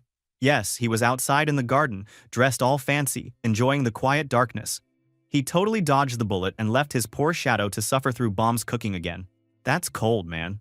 The next day, in a creepy old factory near Lair, our boy was wrecking this place. It was basically a horror show. Bodies everywhere, the floor all bloody, and the only sound was some demon screaming his lungs out. This demon, face all covered in blood, started losing his mind. He kept yelling that Jite was going to pay for this, and he wanted to know if he had any clue who was backing him. But Jite just stood there, acting like a cold-hearted machine. Then, without even blinking, he chopped the dude's hands clean off, making him hit the ground so hard it was like watching a rag doll. Damn, that had to hurt. He then grabbed the guy by the hair and told him, super chill, that he knew exactly who this famous supporter was. He even called him out, Wei Yan, the fancy professor at Blue Dragon Dorms, or as the demon world likes to say, the demon of the Invisibility Organization. With zero hesitation, he slammed his blade right into the demon's neck. He said he wanted to know what Wei Yan was really planning. Then, he activated his super overpowered Eyes of Balance skill, basically telling the demon that lies weren't going to work on him at all. He demanded the truth. No games. That demon? He got so scared his whole face changed. He stuttered and spilled that he honestly didn't know all the details, but apparently, Wei Yan had promised him that if the plan pulled through in 3 months, he'd get chosen for something called a seat. This seat thing was a big deal. A spot for the top 4 demons in the Invisibility Gang. If you grabbed one, you got your own army and crazy disaster-level power. Even our MC thought that was weird, since in every single past life, Wei Yan never even got close to a seat, and he definitely shouldn't have enough power for this kind of move right now. Just then, his fancy vintage clock power got weird and activated again. It felt like some evil intent was coming from way beyond what normal people can see. The clock tried tracking down whatever was messing with the laws of fate. It locked in hard on one name, Demon Wei Yan. The system even popped up a big warning, saying someone was interfering from outside the timeline and they hated the whole time regression thing. Turns out, Wei Yan somehow broke out of the normal cycle. He became a total glitch in the world, keeping all his best skills from every past life. That's not just cheating, bro. That's next-level boss hacking. Jite realized this was seriously dangerous territory. So first those Guardian freaks, now this Wei Yan guy? The universe really wanted to mess with him. Back to the demon on the floor. Now he was begging for his life, swearing that was all he knew. He told our protagonist to let him live and he'd find more info, and even threw in some sob story about his sick mom at home. As if our MC was buying any of that. He just zapped him with a lightning strike, sending his head flying. He stared down at the corpse with those scary glowing eyes, remembering how he'd warned the guy lying was useless anyway. He then used his incineration skill to turn the body into ashes, thinking that even if the guy was honest, he was never getting out of here alive. Destiny sucks sometimes. After that, he walked toward the city again, just thinking things over. He figured for Wei Yan's plan to be this big, it had to be connected to Lair. He remembered how Wei Yan wanted Yoram as the student rep at the year-end banquet, so he started piecing it all together. That event? Total red flag. Suddenly, from a distance, he could see Bom and Gyul doing their thing. Two girls were standing in front of them, totally fangirling over Gyul and calling her adorable. One of them asked for the little kid's name, and Bom, always smiling, said she was Yu Gyul. The girls gushed about how the name was cute and matched her hair, then asked how old she was. But suddenly they noticed Jitae standing behind them. The dude had his scary aura turned all the way up, then asked, super cold, if the girls needed anything from the kid. Seeing how creepy our protagonist is, they freaked and ran off so fast you'd think they saw a ghost. Jitae then sat next to Bom on the bench. She asked where he'd been all day, and he just stared straight ahead, saying he had business. She started chatting, saying she wished she could have spent more time with Gyul since she'd been sick all day, and pointed out Gyul by the fountain. She sighed about how school started tomorrow, so there wouldn't be much playtime anymore. Then grinned and asked Jitae if they looked like a real family now. She even started assigning roles, Gyul as the daughter, Bom as the mom, and of course, that left Jitae as the dad. She shot him a shy, almost flirty look, but our MC just stared back with his classic deadpan face. Bom laughed, saying she was just joking, and asked why he was always so serious. Our boy told her that if she was going to talk nonsense, she should just go home. Bom just smiled quietly, watching him carry Gyul away, and whispered that playing really was fun. Next morning, energy was off the charts. Students were heading to the academy under a bright, sunny sky. Gal was sprinting with a piece of toast hanging from her mouth, looking like she was living her best anime life, screaming about how happy she was to finally go to school. Bom was right there with her, asking what classes she picked and hoping they could go together. Suddenly, Bom asked about the toast in her mouth since Gal already had breakfast. Gal giggled and explained that Bom didn't get it. She'd heard that if you run to school with toast in your mouth and crash into someone at a corner, you'll meet your destined partner. In her head, she even imagined bumping into some super handsome dragon dude. Girl was living in a fantasy. But hey, nothing wrong with aiming high. But somehow, instead of crashing with a handsome guy, bam, she crashed right into Yoram, who was standing there with this sly little smirk. She leaned in and whispered that it was such a coincidence to meet here, which totally freaked Gal out. Then Yoram, being her usual troll self, asked if this meant she was Gal's destined partner. Our poor Gal nearly screamed, reminding her she was a girl. But Yoram just laughed and said she had seen on American TV that girls do that too. Bro, she really didn't care about the rules. Then, out of nowhere, she snatched the piece of toast out of Gal's mouth and chomped down on it herself. Gal looked like her whole world just ended, like toast betrayal level 100. Switching gears, Yoram asked where the old man Jitae had gone. Bom pointed out that he said he would watch their classes, but went to the faculty office first. Then Yoram, with a sneaky look, wondered out loud if maybe he was off meeting a woman since he didn't come home last night. That made Bom freeze up hard. She started sweating bullets and tried to deny it, stuttering about how that couldn't be true. Gal just stared at her, super worried, and asked if Bom was sick because she was sweating like a pig. Then, all of a sudden, Gal noticed bright camera flashes and a crowd building up. Yoram squinted and realized it was a bunch of journalists trying to get photos of the famous newbie students. As all three girls stood together, some students started whispering and pointing at Yoram, calling her the girl who destroyed Sophia and said that crazy stuff in her last test. The journalists spotted Yoram's red hair and rushed in like crazy, shouting for her to look their way and give a comment. They shoved microphones in her face, asking questions from every direction. Gal just stared at the mob, totally freaked out and wondering what the hell was wrong with these people. Yoram had enough, like, really enough. She let out this insane, thunderous roar for everyone to shut it, scaring the crowd silent in 2 seconds flat. Then she glared at the journalists, called them scum, and told them her last answer should have been enough. If anyone wanted to step up, she was more than ready, holding up her finger and grinning like a savage. Dude. Everyone took a big step back. Nobody was about to mess with that. Meanwhile, back at home, Gyul was sitting alone on the floor, cuddling her doll and staring at the door like waiting for something fun to happen. The janitor poked his head in, already regretting his whole life. He remembered Jitae's warning before leaving. The kids were at school. He wouldn't be home either. And the janitor had to watch the baby dragon all by himself today. You could just see the panic on this guy's face. This was way harder than scrubbing toilets. and he had zero clue how to deal with a kid. He tried to act chill, called her Miss Gyeol, and suggested she wait somewhere comfy until everyone got back. Gule just stared at him for a second, then turned her head away like he didn't even exist. Oof. The janitor started sweating so much it was a miracle his helmet didn't slide off. He had no idea what to do, so he ran off to clean something just to escape the weird tension. But he gave it another shot. Coming back with a new plan, he asked super gently if she wanted to read a picture book together.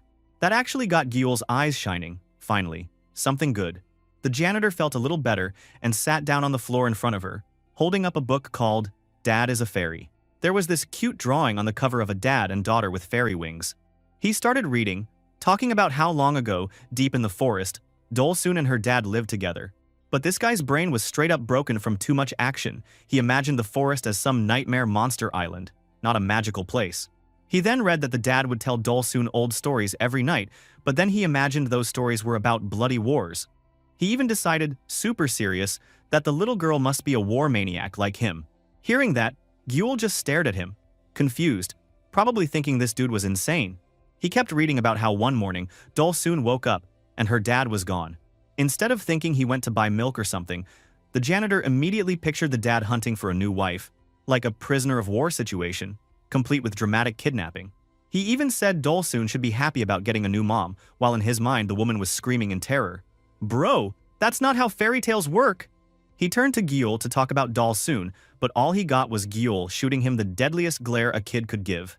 There was this dark vibe around her, and the janitor was totally confused, asking if she didn't like the story.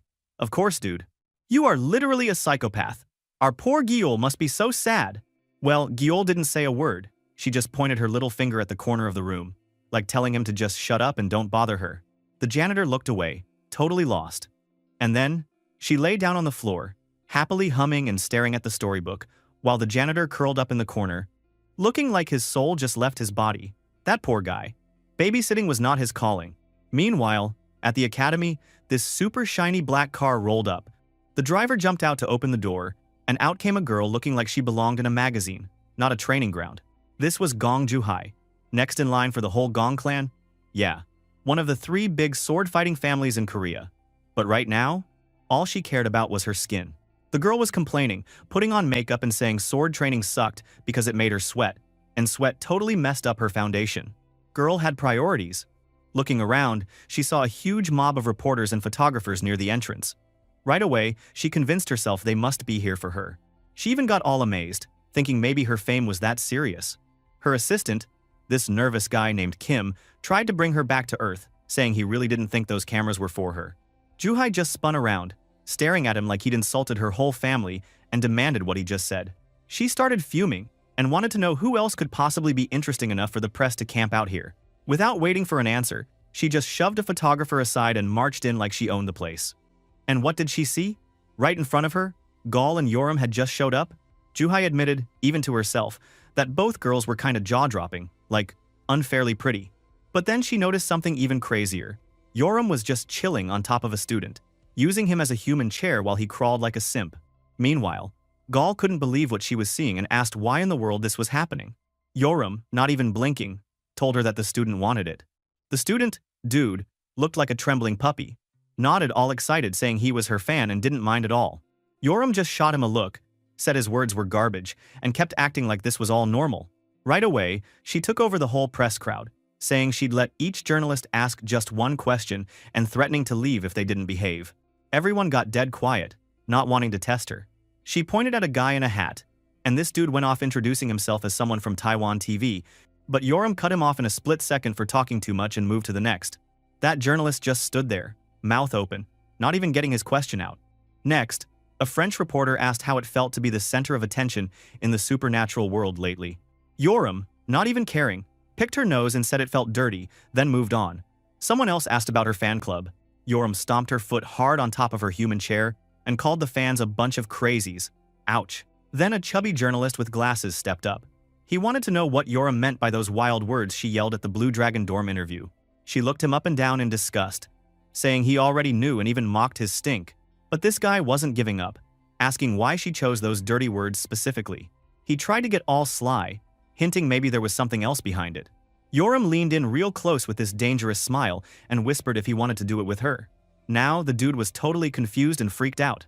Her face turned sharp, and she told him he knew she was just joking and asked why he was still acting so annoying. But this journalist wasn't scared.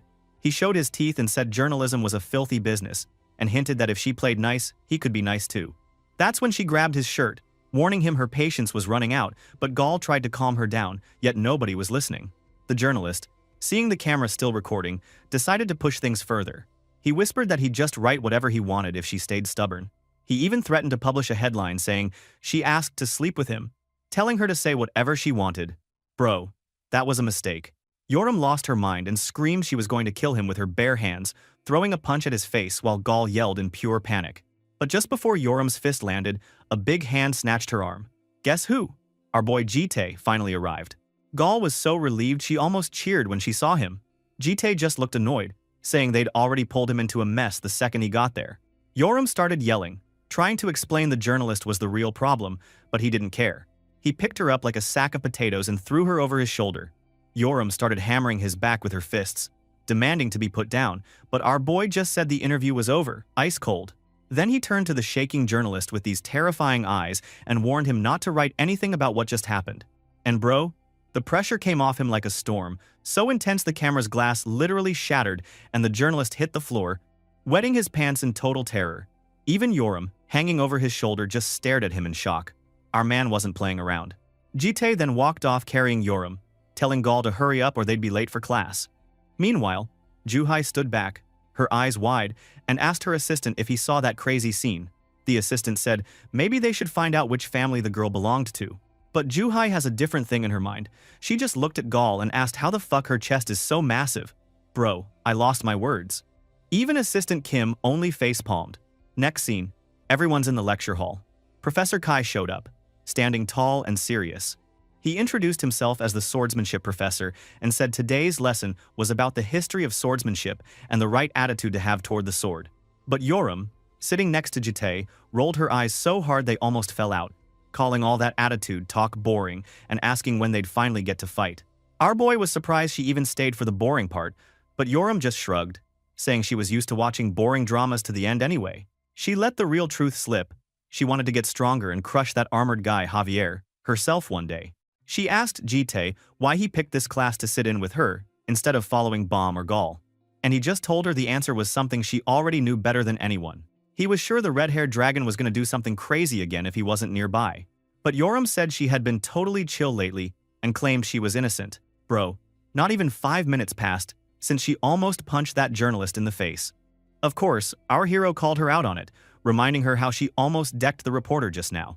Yoram got all defensive, saying that dude was a pig who deserved it and that he started it, not her. Then, for some reason, she slumped against Jite's shoulder, trying to get close. He just looked at her with his usual cold stare and told her to get off, saying it was hot. Yoram gave him this sly smile and teased him, asking why he was acting like that when most guys would go insane for this kind of move. She asked if he was shy or something, but our boy ignored her completely, staying silent like he was made of stone. Yoram made a pouty face, looking all offended because he didn't give her the reaction she wanted. Soon, she put her head down on the table and whined that this was boring. Jide told her straight up that studying isn't supposed to be fun, but she added she wasn't even talking about studying, she was talking about him. Yoram shot back that even a kidnapper should be at least a little interesting, and that she thought he'd be some kind of psycho, not this cold and flat like a stone. She said she'd been expecting wild, exciting days after meeting someone like him, but ended up with nothing but boring family vibes. Jite replied that she should find the chaos on the way to school exciting enough. But Yoram's eyes lit up like a maniac, saying she wanted more fighting, more chaos, and the adrenaline of crushing her enemies. Not this boring stuff. Right on cue, Professor Kai noticed the crazy battle-hungry look in Yoram's eyes and, instead of being scared, actually seemed happy about it. His eye glowed with a weird green light as he muttered that he had just the cure for someone like her. Then, in front of the whole class, he ordered Yoram and her guardian to stay after class. Yoram just glared at him with pure rage and nerves. Yikes, she was in for something. Fast forward to the next scene. Yoram was stuck in the sports equipment warehouse, cleaning wooden swords with the look of someone about to explode. She was so mad, slamming stuff on the ground and yelling that cleaning was 100 times worse than getting beat up. She said her anger just got worse the more she thought about it. Our MC, though, just told her in his "I don't care" voice to quit whining and keep wiping. Yoram, always looking for an easy way out, suggested they should just call the janitor guardian from home to do the dirty work, since that guy loved cleaning anyway. And our boy asked her, dead serious, who would watch Gyul then? She just scowled and muttered that blue was useless. She suddenly changed the topic and asked if he was a good student when he was a kid. Jitae, not even looking up, said he never had time to study. Yoram snorted at that, calling him empty-headed and saying, no time is just a lame excuse. He then explained he was busy trying to stay alive, because things were pretty much war all the time back then. That shut Yoram up for a second. She wasn't sure if he was messing with her, and asked what that would make her if he was telling the truth. She got all serious, lit a cigarette, and hit him with a real question. Did he think life was fun? Jitae answered her with the deadest eyes possible, saying life wasn't the fun and games she imagined. Yoram was surprised, honestly not understanding why anyone would live that way, and told him if she had his kind of power, she would never waste her life in boredom. She joked that maybe he was just burnt out from being too powerful. Our boy just looked tired and old, and said the real reason was that life just kept going. He couldn't give up even if he wanted to. Yoram made fun of him, saying he sounded like a depressed teenager, so he just told her coldly to shut up and finish cleaning. Bro, he had no energy for her nonsense. At night, now Yoram was messing with a Rubik's Cube, looking bored as ever while the janitor guardian cleaned around her like it was his life's mission. In the background, Bomb and Gyul were playing with toy blocks, doing their own thing. The guardian kept hovering around Yoram, watching her struggle with the puzzle, which made her lose her temper. She yelled at him to stop staring because he was making her lose focus, and the poor guy apologized, shaking like a leaf. She then flopped onto the couch, looking bored, while the guardian just watched her with pity. Bomb gently asked if Yoram was still upset about the journalist thing from this morning. Yoram said no, it was just because life was boring, and she hadn't had a good fight in ages. Then, out of nowhere, she called Bomb a big sister, and Bomb pretty much had a heart attack. She jumped up and asked if Yoram needed to go to the hospital, acting like she couldn't believe her ears. Yoram gave up and just called her you from then on. She then suddenly got deep, sitting in front of her and asking what she lived for. Bomb was surprised, and whispered to Gyul that Yoram must finally be hitting puberty. Yoram screamed, saying she could hear her, and why Gyul was also agreeing to that bullshit. Then she told them how she asked Jitae what he found fun about life, and repeated his answer, that life just keeps going so you can't give it up. She said that dude clearly didn't feel any joy at all, and declared that the whole point of living was to feel happiness. There was no point otherwise. She pointed at Gal, who looked super happy just eating, and how Gyul was happy when playing with her teddy bear. As proof that some people got it right. People would want to live for happiness. Bomb tried to say maybe Jitae just hadn't told them what he liked, but Yoram cut her off, telling her she was exactly the same, mysterious, unreadable, and honestly, boring. She challenged Bomb to name one fun thing in her life. Bomb's eyes sparkled and she dropped the bomb. She thought Jitae was surprisingly shy sometimes. Yoram was so shocked she just stared. She called that nonsense, saying Jitae was just a cold-blooded psycho. But Bomb smiled and said at first she thought so too. But now she thought he had a cute side. Yoram suddenly said her smile was so creepy that it was scary. Then, unable to handle it, she pounced and started tickling Bomb while Bomb squealed and tried to escape. She asked if they are dating or something. But there, Gyul just watched them both with disappointment, holding her doll while wondering why these two dragon is not mature at all. Man, these people really had their own weird version of family bonding. Out of nowhere, Gal came charging up the stairs like a rocket and told everyone that the whole Lair community was talking about Yoram and, get this, a fan cafe had just been made for her. But looking at those two dragon-looking sus, she blushed hard and said sorry for interrupting. Hearing that, Yoram yelled that she got the wrong idea. The next morning, our boy was wearing his shirt, looking completely unfazed, as usual. God damn, he looks so ripped and fine. Bro, I know you are majestic as hell. Anyway, the door swung open, and Bomb peeked in, calling his name sweetly. She looked a bit nervous, hesitating for a second before telling him she had a request. But when looking at those 8-packs, she got shy and apologized. But Jitae just told her it was okay to come in after he finished getting dressed. Bomb then walked in, all dressed up in her neat uniform, and asked him, super shyly, if he could go with her today. Man, she looked like she was working up all her courage just to ask that. Anyway, she reminded him, all pouty, that he always went out with Yoram and Gal but never with her, not even once. She even scolded him for it, turning those puppy eyes up to max level. The poor guy tried to defend himself, thinking about how just hanging out with Yoram meant dealing with her crazy violence, and Gal always begged for food. Man, he just felt exhausted remembering all that. So he tried to say no to Bomb's request. But of course, that's when Yoram and Gal rolled in. Gal asked Bomb why she wasn't going to school, and Yoram told her she should at least finish her food first. Then Bomb just dropped the bomb. She announced she was asking their master out on a date. Gal looked ready to faint, while Yoram guessed, being all realistic, that Bomb just wanted a guardian to go with her. Gal took it seriously and asked Jite why he never went out with Bomb, saying it felt like he was favoring Yoram and herself. Our boy denied it, but Gal just laughed with some toast in her mouth, saying favoritism was bad but she got it. She started talking about her mom, who met tons of guys but only liked a few. Yoram was totally impressed by that, calling Gal's mom amazing. Bomb, though, looked lost in thought, wondering if the men left behind by Gal's mom felt the same as she did now. Jite asked what she meant, and Bomb snapped at him, saying he kidnapped her and then acted like she didn't matter. Like ignoring a fish after catching it? She looked sad and pretty lonely, honestly.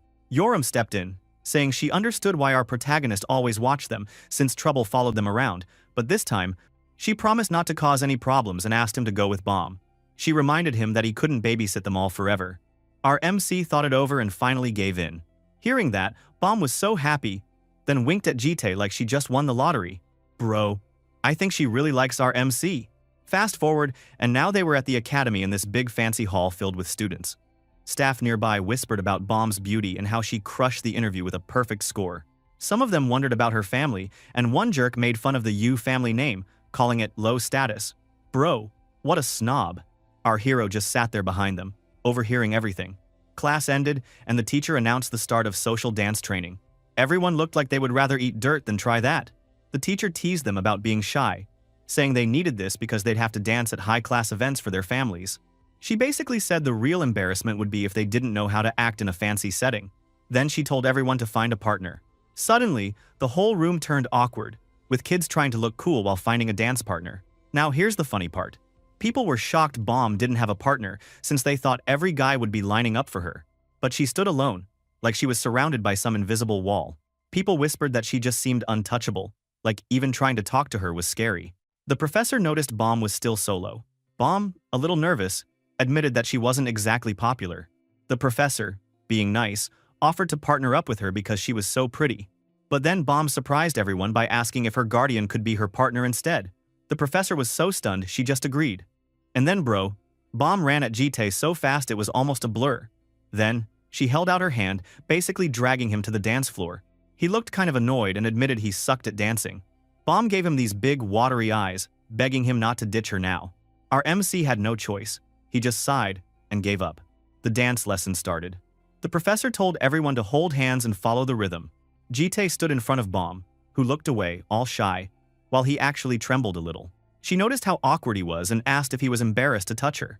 He denied it, acting cold as usual, but Bomb grabbed his hand tightly, which totally threw him off. She explained that holding hands didn't mean they were suddenly in love or anything, and he just said, he got it. But then she got all serious and warned him he'd better not mess up and ruin her grades. That was a real threat. They started dancing, and actually moved together really well. Bomb thought to herself that her master's hands were sweating buckets, and not just his hands, his back and chest too. She wondered what the hell made him so nervous. Right then, Bomb pictured he ripped muscles under his shirt, and her face turned bright red. She got so flustered she tripped, but our boy grabbed her before she could hit the floor. Their faces ended up super close, and suddenly Bomb's nose started bleeding. Bro, just kiss already, god damn it! Next thing, they were outside the hall. Bomb sat there, sipping juice with a tissue in her nose. Our MC asked if she needed a hospital, looking a little worried. Bomb was confused and said she felt fine, didn't even hit anything. But Jite thought it was weird. Why the nosebleed? But Bomb totally avoided his eyes and said she had no idea. She then changed the topic, saying the important thing was he danced way better than she expected. She stared at him sharp and asked if he learned dancing before. Our boy remembered, for a second, dancing really well with another woman at night, promising her he would get better. Then he snapped back and lied to Bomb, saying he never learned before. Bomb looked at him with total suspicion, sipping her juice. Then she asked if he had any plans after school. He said, nope. So she tied her hair up, got all fired up, and told him to come with her so they could do something fun. Meanwhile, in Moscow, Russia, it is not chill at all.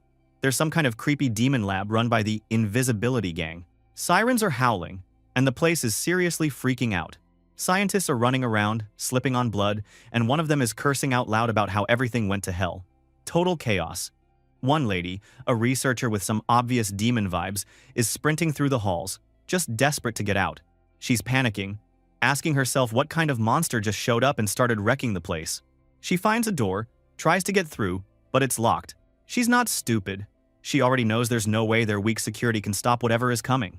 She tries to call her boss for help, but before she can even scream for backup, boom, Jitae's shadow pops up right behind her.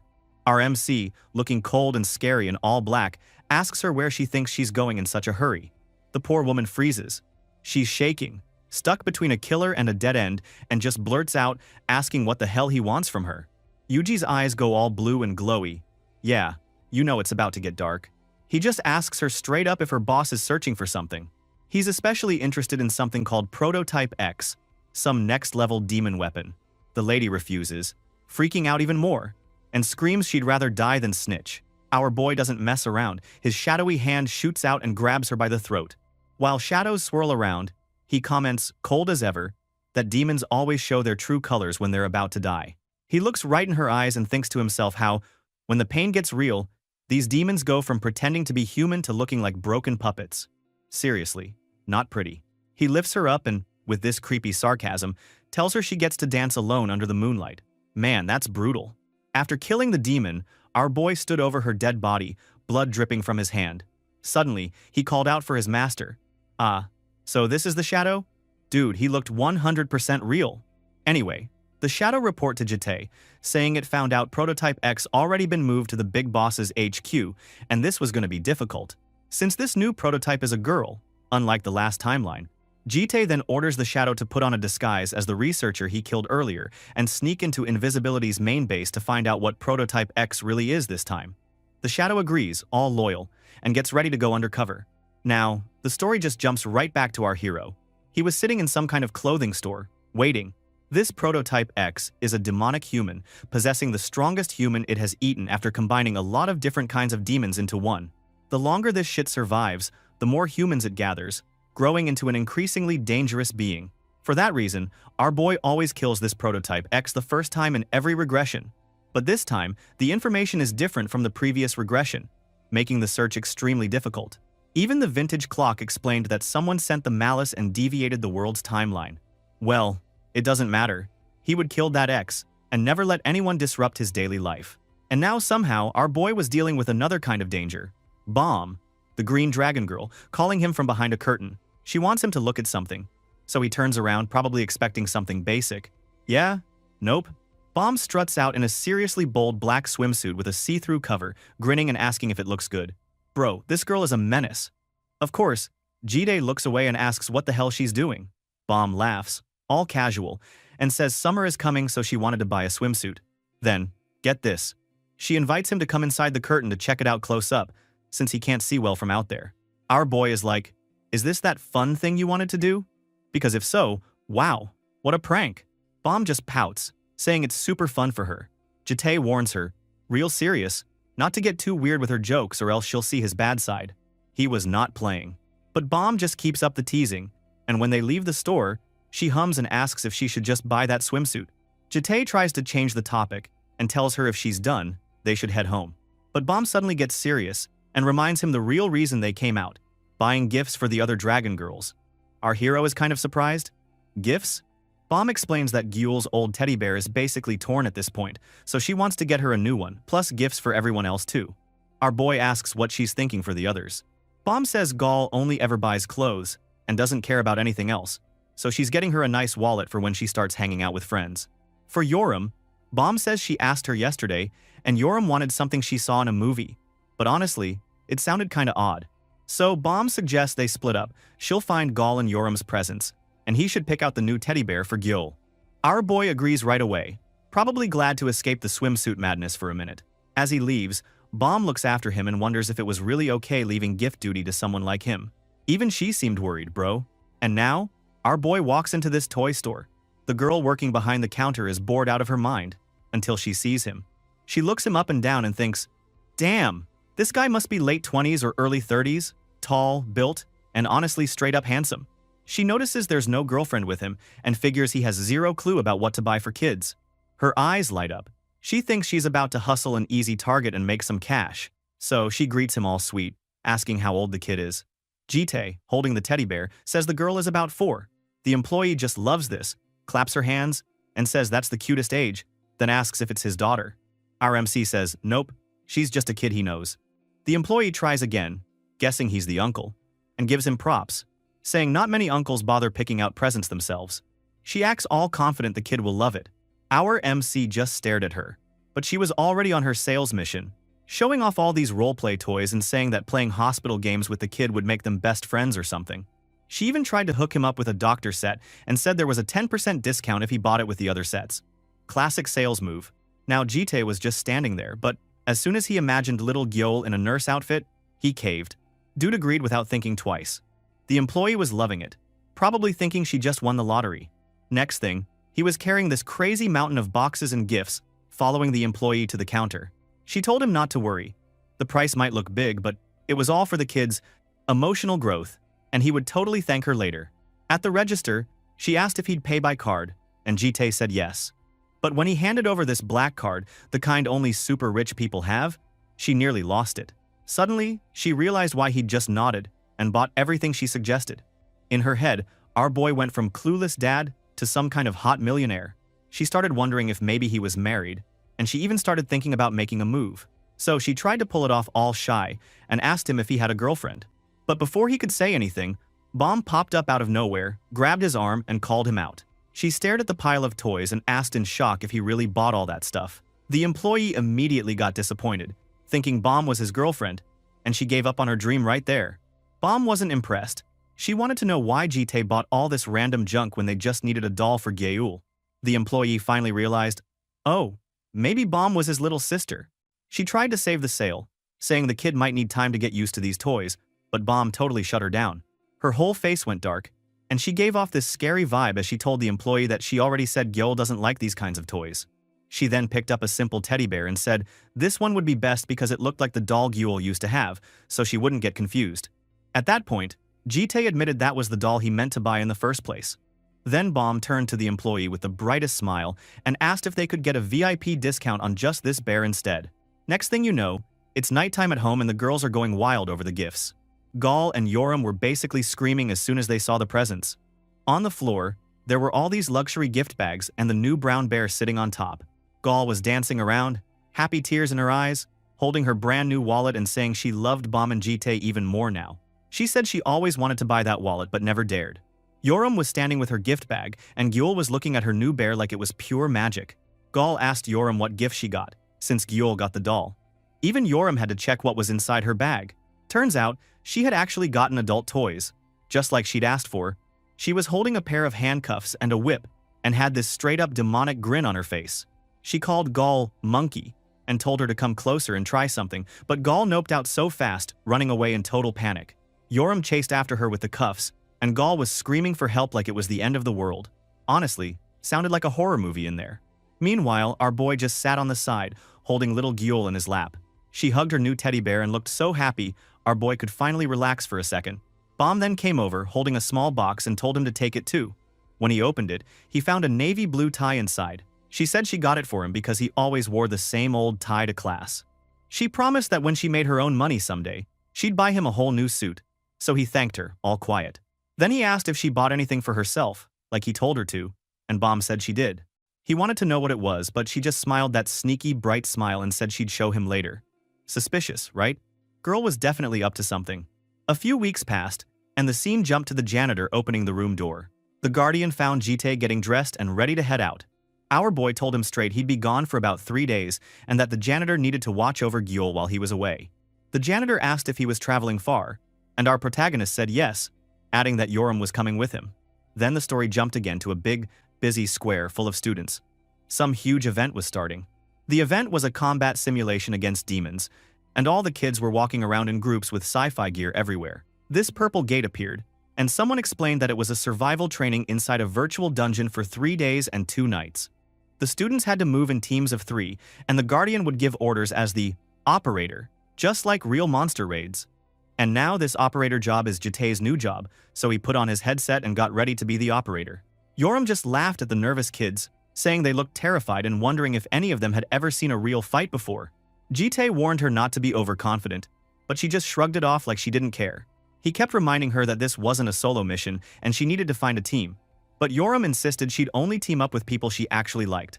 Right then, two students, a boy and a girl, walked over, super nervous, and the boy politely asked if Yoram wanted to join their team since she was still free.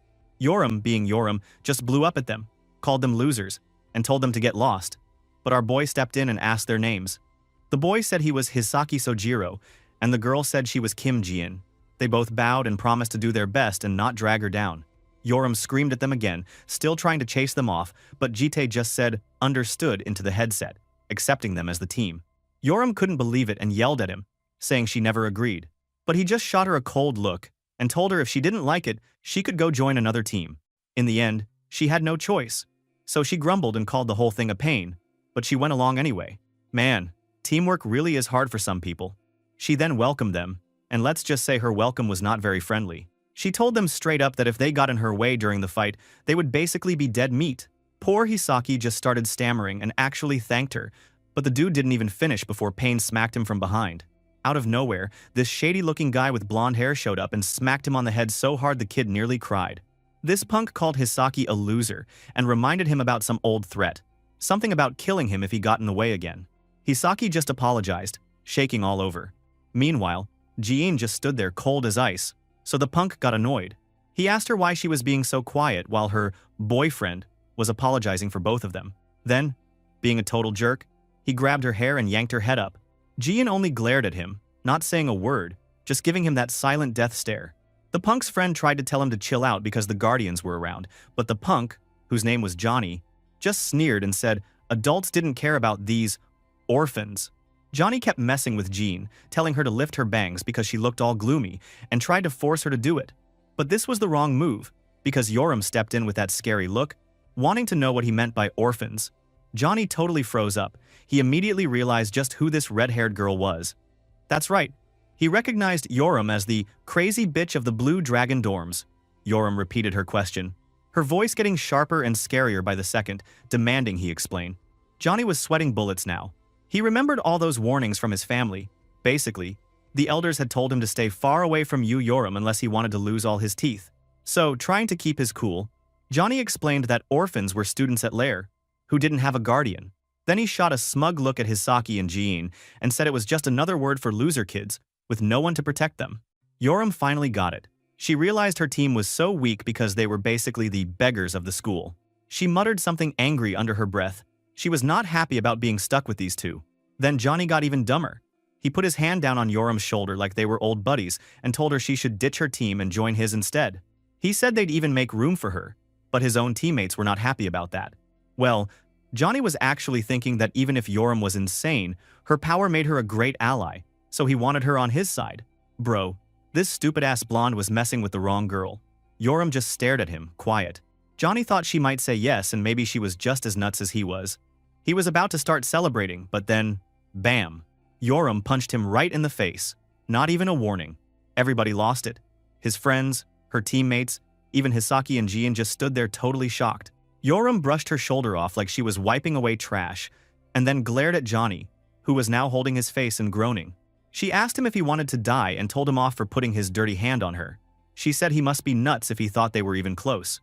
Johnny got so shocked, he wanted to scream at her, cussing her out and saying she was acting all high and mighty, but he was terrified. Yoram kept telling him if she caught him again, he'd be dead for real. Johnny could only storm off, and everyone could see he was actually scared out of his mind. Even Yoram's teammates looked at her like she was a demon. Not far away, Jite was watching all of this, totally chill.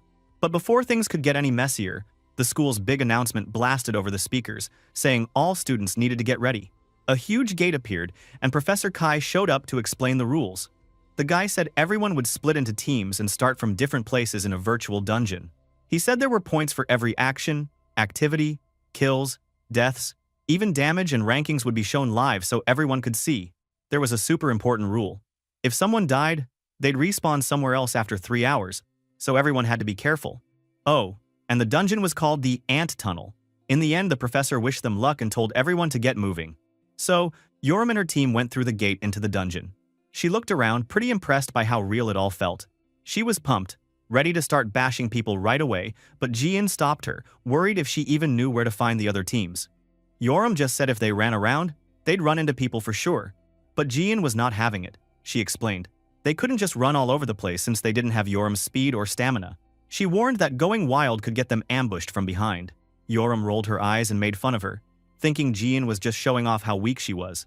Jian wanted to make a plan first, but Yoram called her a coward and told them to just cover her while she did all the fighting herself. The girl shot back that this was a team event, not a free-for-all. Suddenly, Yoram's eyes lit up with that scary fire, and she reminded them they only got to be on her team because she felt bad for them. So they shouldn't act all brave now. Hisaki tried to calm everyone down, but the whole thing was turning into a mess. That's when our boy spoke up. He asked if Jean had a target number of teams they wanted to take out, then asked how many teams the girls wanted him to destroy first.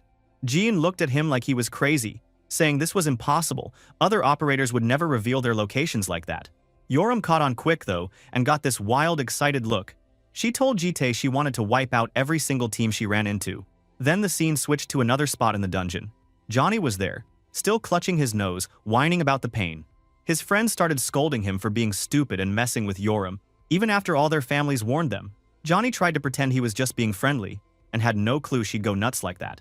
His buddy asked if he was actually going to kick someone off the team for Yoram, and Johnny freaked out, saying he was just testing her. He said he was going to destroy Yoram the next time he saw her, but suddenly he heard a creepy voice from above, repeating his exact words. "Tear me apart." Johnny looked up and boom, Yoram was dropping down from the ceiling, sword ready, with the scariest smile ever. She dared him to try and make good on his threat. Next thing, she smashed into Johnny's face with a brutal kick, sending his HP into the basement, and the whole area shook from the impact. Johnny's friends screamed, calling it an ambush and pulling out their weapons, but Yoram landed on the ground in a squat, laughing at them. She told them they had it all wrong. This wasn't a fight. With eyes glowing blood red and a grin that could haunt your nightmares, she said this was a one-sided hunt. Bro, those kids were doomed. One of Johnny's teammates fired his fancy gun, but Yoram just dodged with her sword shining like she was about to start a massacre. The dude screamed at her not to come closer, but bro, she didn't care at all. She swatted away his energy blast like it was nothing. Dude probably didn't even see her move. Then bam, she hit him with such a hard slash that his HP bar dropped straight to 0. The poor guy never stood a chance. Another guy with a huge sword ran at her, yelling his head off, thinking he might actually win just because his weapon was bigger. He tried to smash down at her like he was some hero, but seriously, what was he thinking? Yoram just grinned and completely overpowered him. She even asked if he really thought he could win a strength contest against her. After that, she sent him flying with a red glowing hit, HP straight to 0. I almost felt bad for these guys, but come on, they were asking for it. So now Yoram was just standing there, looking bored as hell with all the boys knocked out around her. She actually complained that this didn't even count as a warm-up. Talk about savage. She looked around asking if that was it, and one of her teammates, Hisaki, pointed out that Johnny was still alive, cowering on the ground like a mess. Poor Johnny, man. His face was a total wreck, nose bleeding, teeth busted. He tried to give a pathetic smile and asked if she could stop smashing his face. Yeah, no luck there. Yoram just gave him one last brutal kick and dropped his HP to 0. That's what you get for talking big, dude. Meanwhile, Hisaki was freaking out, saying Yoram beat everyone by herself. Jean looked at Yoram like she was some kind of legend and said she finally understood why Yoram was famous, but honestly, she was more impressed by the guy running the show, meaning our MC. How this man catching up to the other teams without using mana was pretty insane, because yeah, Operator couldn't use magic here. Also, Jean was thinking that his timing for the ambush was perfect and that his tracking and orders were on another level. She was seriously wondering if he was a first-tier operator. I mean, the guy barely even looked interested, and everyone else was geeking out. Then we got this system message. Team 37 was wiped, and they'd respawn in 3 hours somewhere else. Hisaki was super hyped. They knocked out one team and already hit 6th place. Jean pointed out that not many teams had even started fighting since the simulation just kicked off. But Hisaki kept bragging about how Yoram took out a whole team without a scratch. The guy even tried to compliment her, but dude made a big mistake. The second he called her amazing, Yoram grabbed his face and squeezed his cheeks hard, looking furious. Her eyes went blood red and she yelled, asking why he was even happy since he didn't do anything besides watch from the back. She started yelling at both teammates, asking if their weapons were just for decoration since they didn't snipe anyone during her fight. Hisaki and Ji-in just stared at the ground, looking all guilty. The girl wasn't having any of that be proud of 6th place stuff. She was screaming that they were going for 1st place, no exceptions. Hisaki and Ji-in could barely answer, nodding and looking like they wanted to disappear. Meanwhile, back at the dorm, Baby Gyul was sitting on the floor hugging her teddy bear, thinking about Jite. The janitor dude was in the back, rocking a pink apron and cleaning up the place. Yeah, this house was a circus. 2 days later, the story jumped to Lair Academy, all shiny under a clear sky. In the mock dungeon control room, some professor named Kwon Gite was lazing around with his coffee, chatting with his assistant. He asked about the rankings, and the assistant said Team 1 was in first, but Team 50, Yoram's team, was super close. The dude was surprised, calling Yoram the crazy one, and couldn't believe her squad was second. The assistant thought their operator chaperone, yup, our MC, was carrying them hard and showed off their wild route on the map. Gite was a little offended since he used to be an operator too, but he admitted he'd never heard of a guy like Jite. The professor was suspicious, thinking the background check on our protagonist was way too clean, like someone erased it. He started wondering if something was up with this team, especially with Yoram, Bomb, and this mysterious guardian. But there was another weird thing. The assistant said Team 1's route never overlapped with 3rd or 4th place, like they were signaling each other. Professor Gitai said, "Dude, it's not cheating if you're just using tactics, but if they don't fight when they meet, then it's a problem." Guess he was keeping an eye out for some real drama. Cut back to the dungeon, and Yoram was totally losing it. She smashed her fist into the ground, making cracks everywhere, and shouted at her team, asking why they were still in 2nd place even though they hadn't died once. Hisaki, looking like a mummy, said 2nd place was good enough, but Yoram was not having it. She said if it's not 1st, it's nothing, and kicked the ground so hard that debris flew everywhere. He just lost HP just from being around her.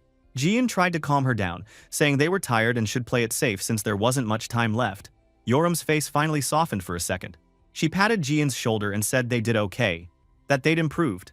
Jian looked happy for half a second, but then Yoram just snapped again, saying that's why they were losers, and yanked her up by the collar. She asked if they knew why everyone looked down on them. It wasn't because they were loners, but it was because they gave up as soon as things got tough, calling them losers in the most savage way possible. She told them they'd promised not to drag her down, so they better get up and stop acting pathetic. Jean and Hisaki were shaking, but they swore to go for 1st place. Yoram stood between them, looking like an evil boss, with her sword resting on her shoulder while her teammates looked like they wanted to run for their lives. Our MC just watched, still calm, just waiting for the next move. He said if the drama is over, they'd better watch this. Looking at the wall here, Yoram suddenly realized something was off. She said it was weird how those top teams never ran into each other. So, they are using some kind of sign on the wall? Hisaki remembered hearing that the seniors sometimes formed secret alliances to dodge each other in these games. They figured Team 1 might be doing that this time. Jian suggested maybe they should tell the professors about it.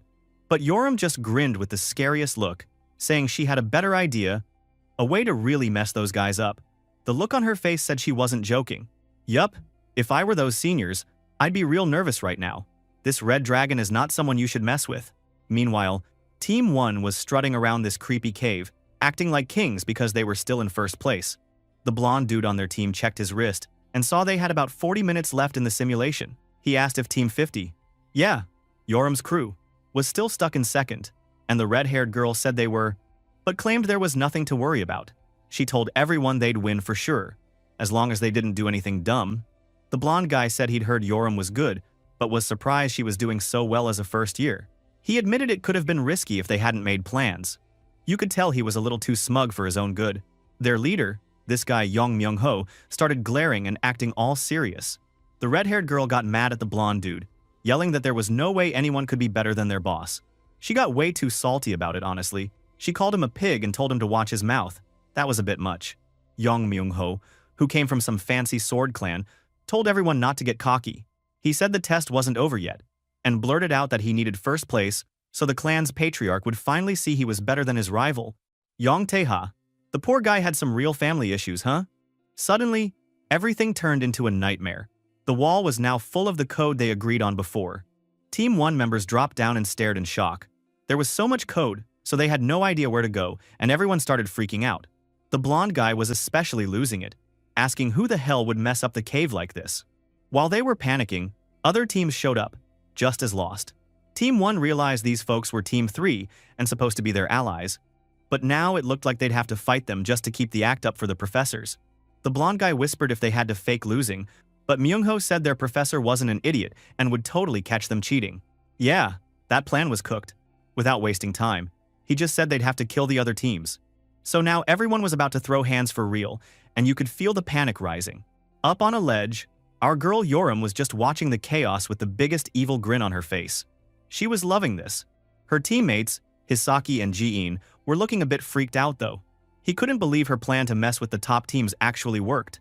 Before, Ji-in asked if Yoram really wanted to use her crazy strategy against these seniors, and Yoram just smirked, telling them to keep making more markings around the cave to keep everyone confused. She said she'd go hunt for points, and if she ran into Team 1, well, she'd just beat them up. Classic Yoram move. Ji-in then asked what they should do if they met another team. Yoram waved it off and said she'd lend them this guy, meaning our MC, who would keep them safe. Ji-tae, in the back, was like, bro, am I just a tool to these kids? He didn't look happy, but Yoram was all smiles, waiting for his approval. She kept pestering him, asking if her plan was awesome or what. Our MC just stared like a brick wall before admitting it wasn't bad. She was totally smug about it, thinking her plan was the coolest thing ever. To be honest, it was pretty clever, but she didn't really need his opinion. She just wanted to brag. Down below, the fighting started for real. Myung-ho and Team 1 went wild, beating up other teams. Even when his teammates said she died in the simulation, he just told her it was fine since they got extra points. He was totally focused on surviving and winning. But just when he thought things were under control, a voice from above said they probably wouldn't survive at all. That's right. Yoram dropped in like some kind of villain, sword out and red hair flying. She called herself the real villain in the chaos. And man, she looked ready to wreck things. Yoram's team got her back from up high, with Hisaki and Ji-in hiding on the cliff. Myung-ho realized it really was her, the crazy first year who'd been messing up the scores. He then told his injured teammate to go take out Hisaki and Ji-in on the ledge. The blonde dude didn't want to do it, saying they could just stall and still win, but Myung-ho went full boss mode, eyes glowing purple and everything, basically telling him to shut up and obey.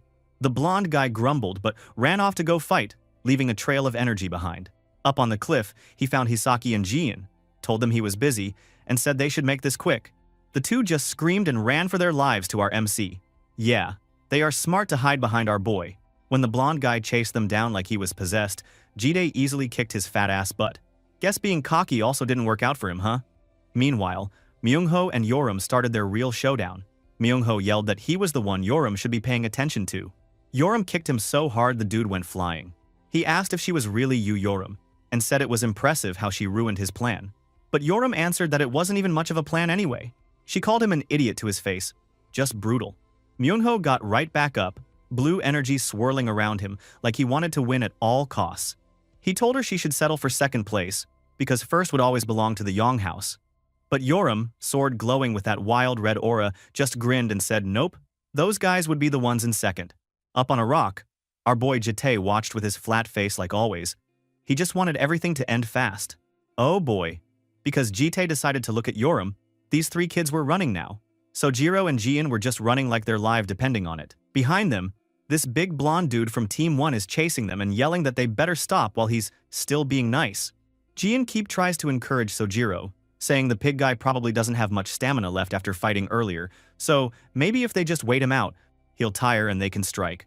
But Sojiro is totally wiped out, barely able to hear her, sweating and huffing like he just ran a marathon.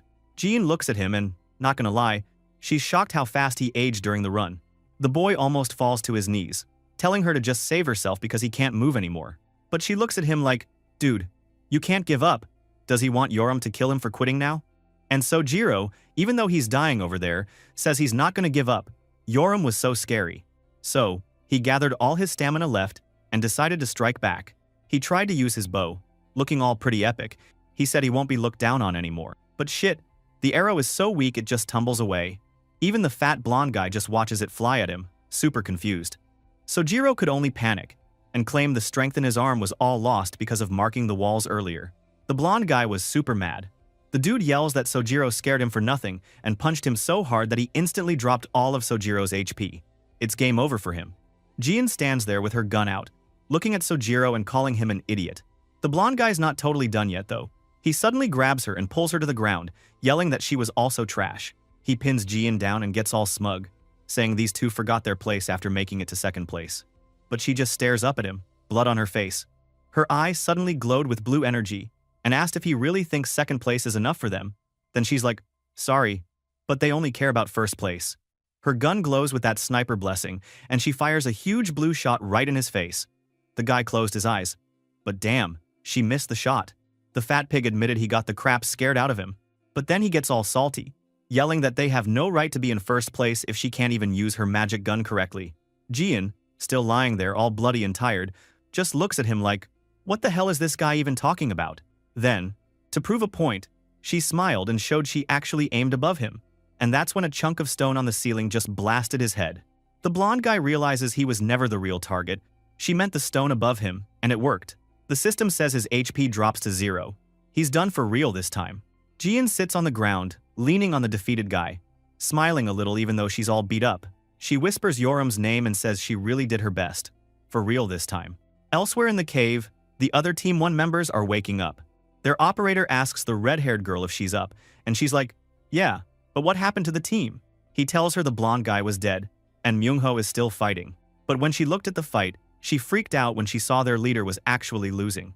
Now let's talk about that fight. Myung-ho is crouched on the ground looking totally wrecked, while Yoram just stands over him with her sword like, really? Is that all you got? She's disappointed. Honestly, our girl wanted a real fight. She tells him not to blame being tired from the earlier battle. But Myung-ho isn't done yet. He grits his teeth and says he's been fighting like a dog until now, so Yoram shouldn't act like it's over. They start going at it again. Myung-ho yells something about her being from an inferior family, but Yoram just jumps right over him and slams his face in, saying the only real loser here is him. Suddenly, blue energy starts crackling around Myung-ho. Yoram's impressed. She thought she finished him, but the guy's still going and blocked her attack. He lets out this wild scream, blue energy bursting out and pushing Yoram back. He then stands up, glowing with power, and admits Yoram is way stronger than he thought, but he says she's not that good at sword skills, and he's about to show her the gap between them. Yoram's just standing there like, bro, you've been getting rolled like a sushi this whole time. But before she can even finish her thought, Myung-ho jumps into the air, showing off the secret sword arts of his family. He activated a typical long sword technique like Yong House sword arts, first form, rising dragon shit. Then there's this huge blue dragon made out of energy behind him, and everyone watching is freaking out. Even Jitae, our MC, is just standing there on a rock, totally calm but probably a little interested. Myung-ho's attack is wild. Yoram's health drops as the blue energy slams into her, and she's in pain, but inside she's actually loving it. She thinks to herself that this sword technique is seriously cool. Myung-ho goes in for another attack, talking big about how real sword skills matter, and anyone without technique is nowhere near his sword clan. Drops a second major move, and the cave is just chaos. Yoram and Myung-ho clash in midair, blue and red energy everywhere, and the ground explodes underneath them. Myung-ho lands, panting and surprised he even had to use this level of skill. He starts thinking about all the years he spent training, how now the adults from his house will finally see he's better than the other prodigy, his brother Yong Tae-ha. Yeah, typical hunter family's drama. But then he looks down and realizes, where's his sword? The sword literally got shattered. Yoram is now right behind him, biting Myung-ho's broken sword like a damn dog with its stick, and red energy crackling all around her, smirking like she owns the place. She teases him, asking if he's looking for his sword, because she's got it right here. He loses it, freaking out that she stole his sword after all that legendary sword clan talk. Yoram just starts clowning him, saying, a famous sword clan without their sword is just a bunch of idiots. Then she goes wild, announcing her own ridiculous U-House sword arts, 999th form, fucking up a yapper, and beats him down like a madman. Bro, I'm literally crying. This is so fucking funny, and Yoram is a crazy epic character. Imagine making fun of your enemy and pretending to copy their sword technique while calling them a yapper. Our badass queen. Anyway, Myung-ho's just on the ground, completely destroyed, muttering that this isn't right. That's not a fucking actual sword skill. But never mind, dude got wrecked so bad. Now the system said his HP dropped to 0. After the funny fight, Yoram stands up, panting hard, grinning like she just won the lottery. She just keeps repeating that she finally got first place, all exhausted but happy as hell. Then, she just collapsed, but thank God our boy caught her like a pro. Jitae, totally poker-faced, asks how it feels to win. She just looks up at him, barely awake but keeps smiling, and says she's so freaking tired and needs healing from Gayul. The system flashes up the final results. Yoram's team takes first place. Our hero said they gotta go home now, but there's snow falling outside. Huh, how could there be snow in this season? Yoram even complains that the snow's gonna make their wounds hurt more. Meanwhile, outside the cave, snow was falling on a warm, sunny day in the city. Yeah, that's weird, right? Gayul was sitting at the table with her cute cat mug, watching those snowflakes drift by. She explained to someone that it was because of Gyoul, Apparently, when a blue dragon feels sad or lonely, pure white snow just falls around them. So basically, Gyul was having a rough day. Now, looking at the janitor in front of her, Gyul decided she had a plan to cheer up the blue baby. The janitor said he understood perfectly, but asked whether looking like this would definitely melt Gyul's heart. Bro, I can't? Now, that scary knight looked like a clown with a pink apron and too much makeup on him. He was like Sailor Moon, but she got cursed as a Wally wannabe. Gyul was grinning so hard, dragging him along and saying all the kids love this character these days. The janitor just followed, stiff as a statue, making what he thought were cute noises. Pa, pang pang. Man, this was a new low for the night, bro. Anyway, when they got to Gyul, she was sitting alone, totally blank-faced, and drawing in her notebook. The knight suddenly appeared and tried to get her to play princess. He then made a heart shape with his hands, pink hearts floating around. Yeah, bro was super disgusting. Gyul just stared at him like he was an alien, which by the way is kinda true, and destroyed her crayon. No kidding. I'd be angry too if someone manly showed up like that. Bomb suddenly came and asked what the hell was going on, and the janitor admitted he dressed up as a cartoon character to make Gyul happy, while Gyul whispered to herself that they got busted. Bomb, being the reasonable one, told the janitor that he was more likely to terrify Gyul looking like that, so he should go wash up. The janitor looked so crushed, saying Gyul promised the little dragon would like it, but this yellow brat just acted innocent and denied everything. That poor guy made a tiny, sad noise and just walked off. He was then taking a shower, still in his armor, water running over his head. Dude probably wondered how his life ended up like this. Anyway, suddenly Jite was coming to the house with Yoram. The girl was swearing up a storm about why it was snowing in May. Then Gyul ran up to them, waving and acting super excited, saying it had been forever since she saw them. Yoram saw her chance and got sneaky. She told Gyul that, yeah, they even brought her a present. Then, she shoved a snowball right down the back of her shirt. Gyul went nuts, screaming how cold it was, and Yoram told her there was dog poop in it too. Gyul freaked out even more, while Yoram just laughed. Yeah, Gyul definitely lost this round. Meanwhile, Bomb and Gyul watched the chaos, with little Gyul holding Bomb's hand. Bomb, always sweet, told our MC he worked hard, and he just answered, yeah. Then little Gyul held out her drawing to Jite, a colorful stick figure family pic with everyone, even the janitor. Bomb explained who was who, and pointed out that the one holding Gyul in the middle was Jite himself. Our boy looked at the drawing for a long second, and, believe it or not, he actually smiled. It was tiny, but it was there. Well, it was a wholesome moment, man. I couldn't believe our Sung Jinwoo wannabe like Jite could smile. This needs to be recorded. Anyway, feeling happy, our protagonist suddenly asked where they should go for a trip, for 2 days and 1 night. Hearing that, Bomb looked super happy, saying he must be in a good mood because of Gyul. Jite looked away, all serious, mumbling it wasn't exactly that, but come on, dude, we all know he was feeling soft for his little family. Suddenly, Gyul looked up at him, smiling with sparkly eyes. She was totally ready for this vacation. Bro, she was the cutest baby ever. Meanwhile, out in the city, because she was feeling happy and not lonely anymore, the snow had finally stopped. Everyone in the city was shocked by this unusual kind of weather. Now, we're jumping over to Russia. Yeah, random, but stick with it. This place was Severodvaikalsk, way up north, used to be a military site, but now nobody comes here. The squad, Jite, and his dragon's gang showed up in a white car, taking in the crazy beautiful views. Bright blue lake, forests, mountains, all that good stuff. Gyul ran around in a big straw hat and white dress, shouting about how pretty it was. She asked how Jite even found this place. Jite, still in full stone face mode, said he found it while clearing a dungeon ages ago. Classic him. Just casually finding paradise while fighting monsters. Yoram, meanwhile, was stretched out in the car looking annoyed, asking why they couldn't just teleport. But Bomb said it was nice to drive sometimes. Suddenly, Jite went off to pitch tents and sort out food, telling the others to play by the water. Our girl Bomb wanted to come, but he pulled the "You're the oldest, you have to watch Gyul" card. Bomb looked so disappointed, but somehow this red dragon seems to be planning something fun again. Well, Jite got to work in the forest, setting up camp and picking mushrooms for dinner. He actually looked like he was enjoying himself for once, picking out some weird mushrooms with a focused frown. Bro, this thing must be super poisonous. When he got back, all the girls were already using their swimwear. They were eating snacks and having a blast. Bro, I don't know if this manhwa is for 20 plus or not, to be honest. Anyway, Jite kept staring at Bomb's swimsuit. She turned around with a sly look and told him it was the one from the department store before. She teased that he must have wanted to see her in a bikini all along. Jitae went full cold mode and turned away, telling her to put her clothes back on. Yoram started cackling, asking if he was embarrassed, and whether he saw them as women now. She kept teasing him, saying if she knew he liked it so much, she would have gone with a super skimpy bikini. Our boy got super annoyed, and in the end, Yoram was just floating face down in the water, getting hit by the head. Our sneaky yellow dragon was loving it. She said it was a divine punishment for stealing her cup of noodles. That's karma for you. When night fell, all the girls looked totally terrified. What could scare a bunch of dragons? Jitae's cooking, obviously. He unveiled his famous, or maybe infamous, mushroom hot pot. This time bubbling purple and looking like some kind of witch potion.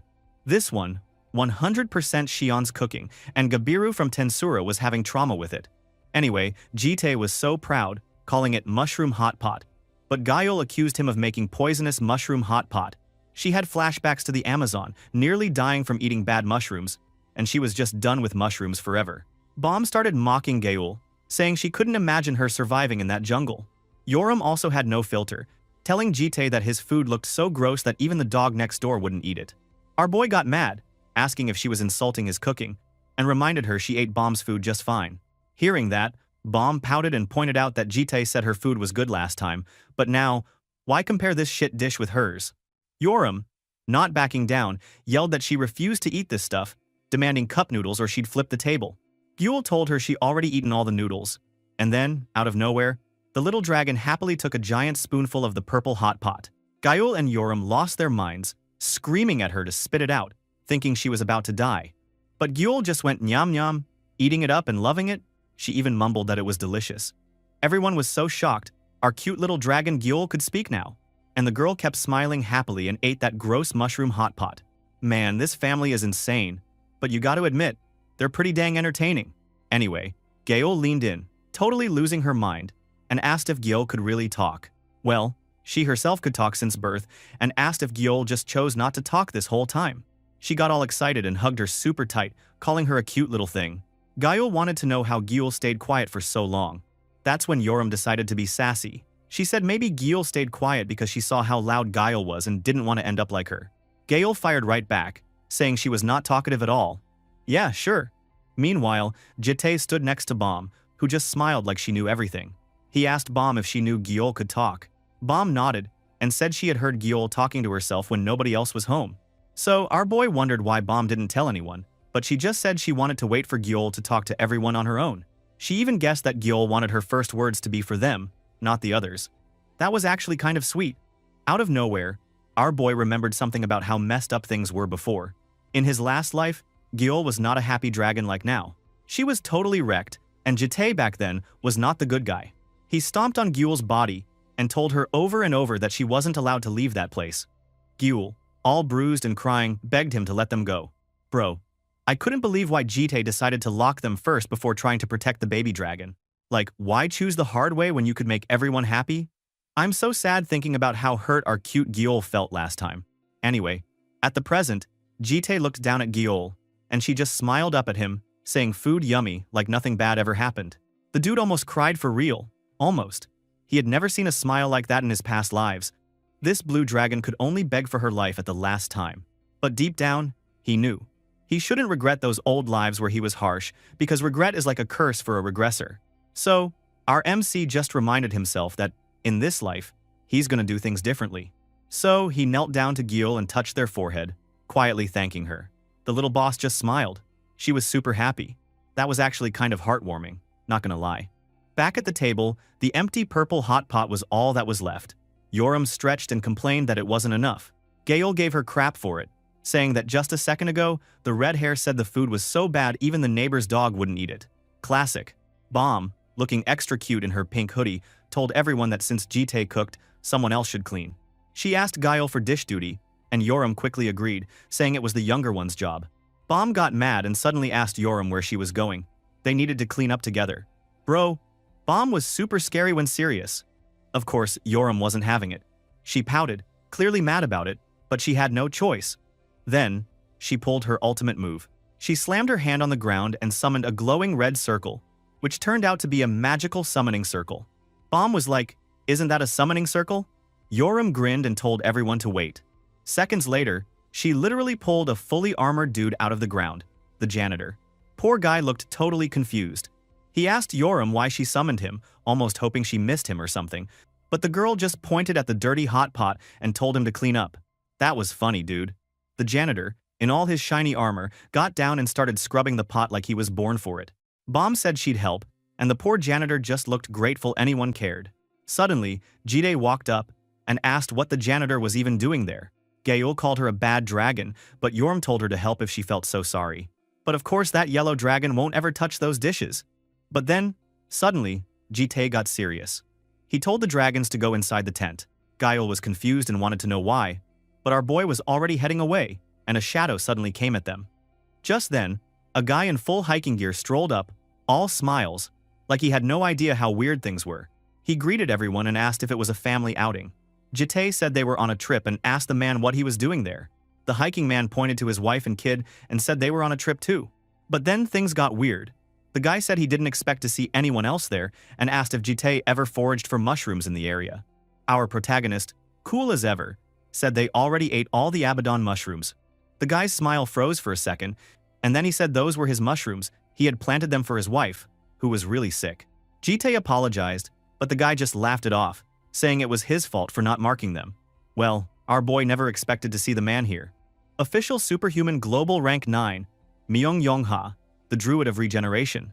He was one of the rare, nature-type superhumans who was treated as an important national asset. In his past lives, Jite has been both his ally and his enemy. Well, he didn't remember much about him, but the man was always worried about his sickly pregnant wife. So, the mushrooms must be for her too. Then, for the first time, our boy did something nice. He handed over this massive, 1,000-year-old ginseng root as a gift to make up for the mushrooms. The man looked shocked and said it was too valuable, but our boy insisted, and even their little kid thanked Jite. Our protagonist said the ginseng was definitely more valuable than the mushrooms, so now they were all good. Then, the hiking man, Yongha, asked if our MC had any free time. He wanted everyone to come with him to see a really nice view up ahead. He was hyped about the place and wanted to share it. Jite tried to say no, but the others got super excited at the idea of a nice view.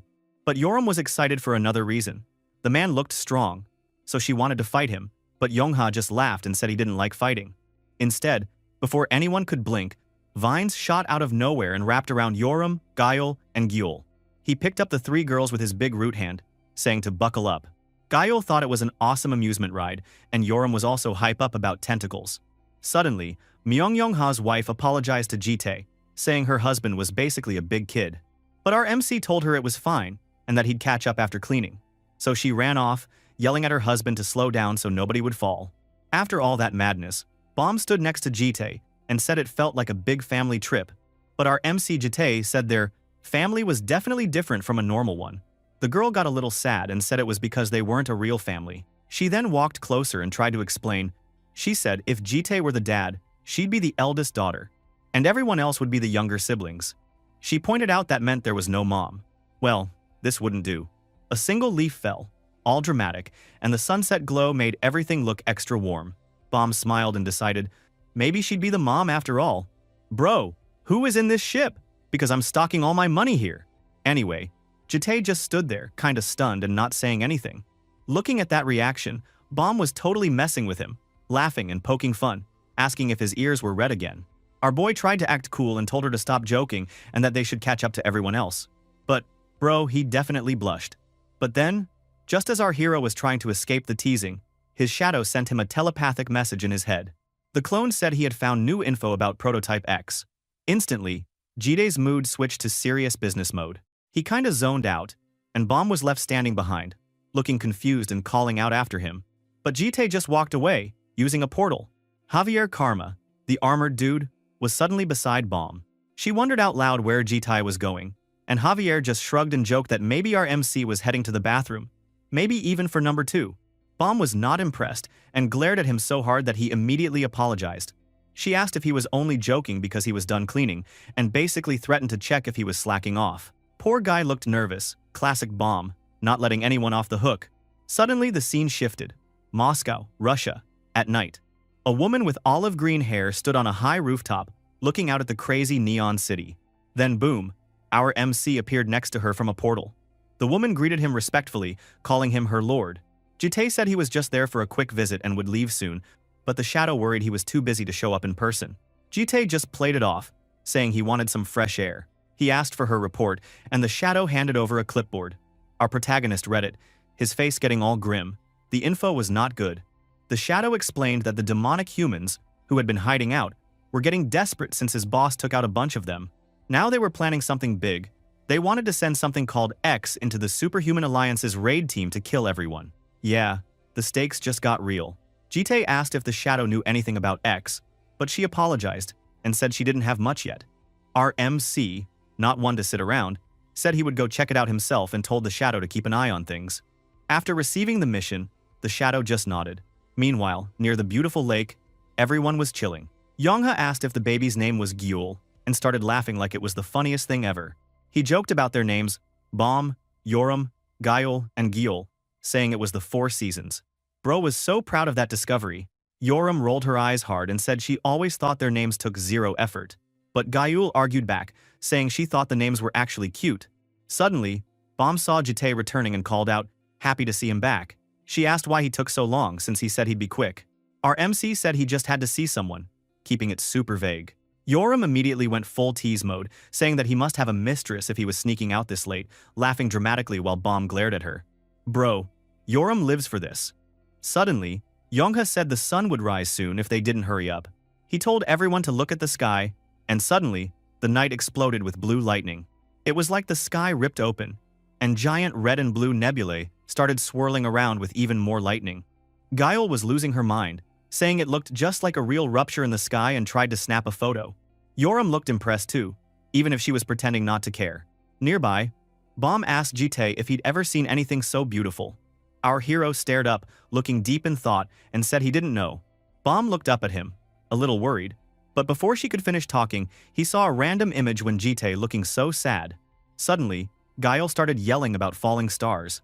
Jitae picked up Gyul, and the whole crew watched as shooting stars streaked across that wild nebulous sky. Even Yongha's wife was blushing. Gyul just thought it was pretty, and honestly, it was a serious moment of peace for once. Next morning, the sun was shining and the lake looked like something out of a travel ad.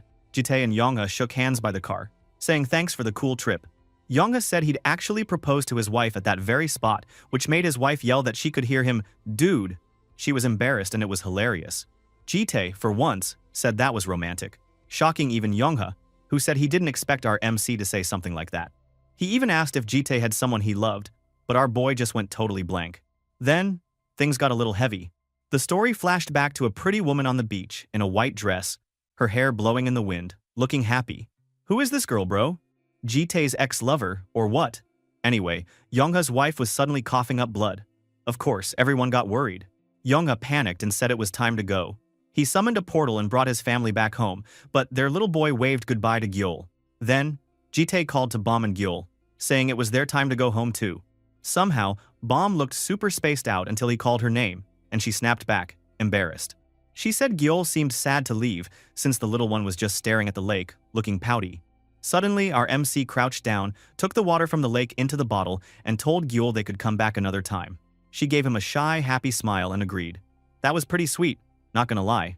But then, back to chaos.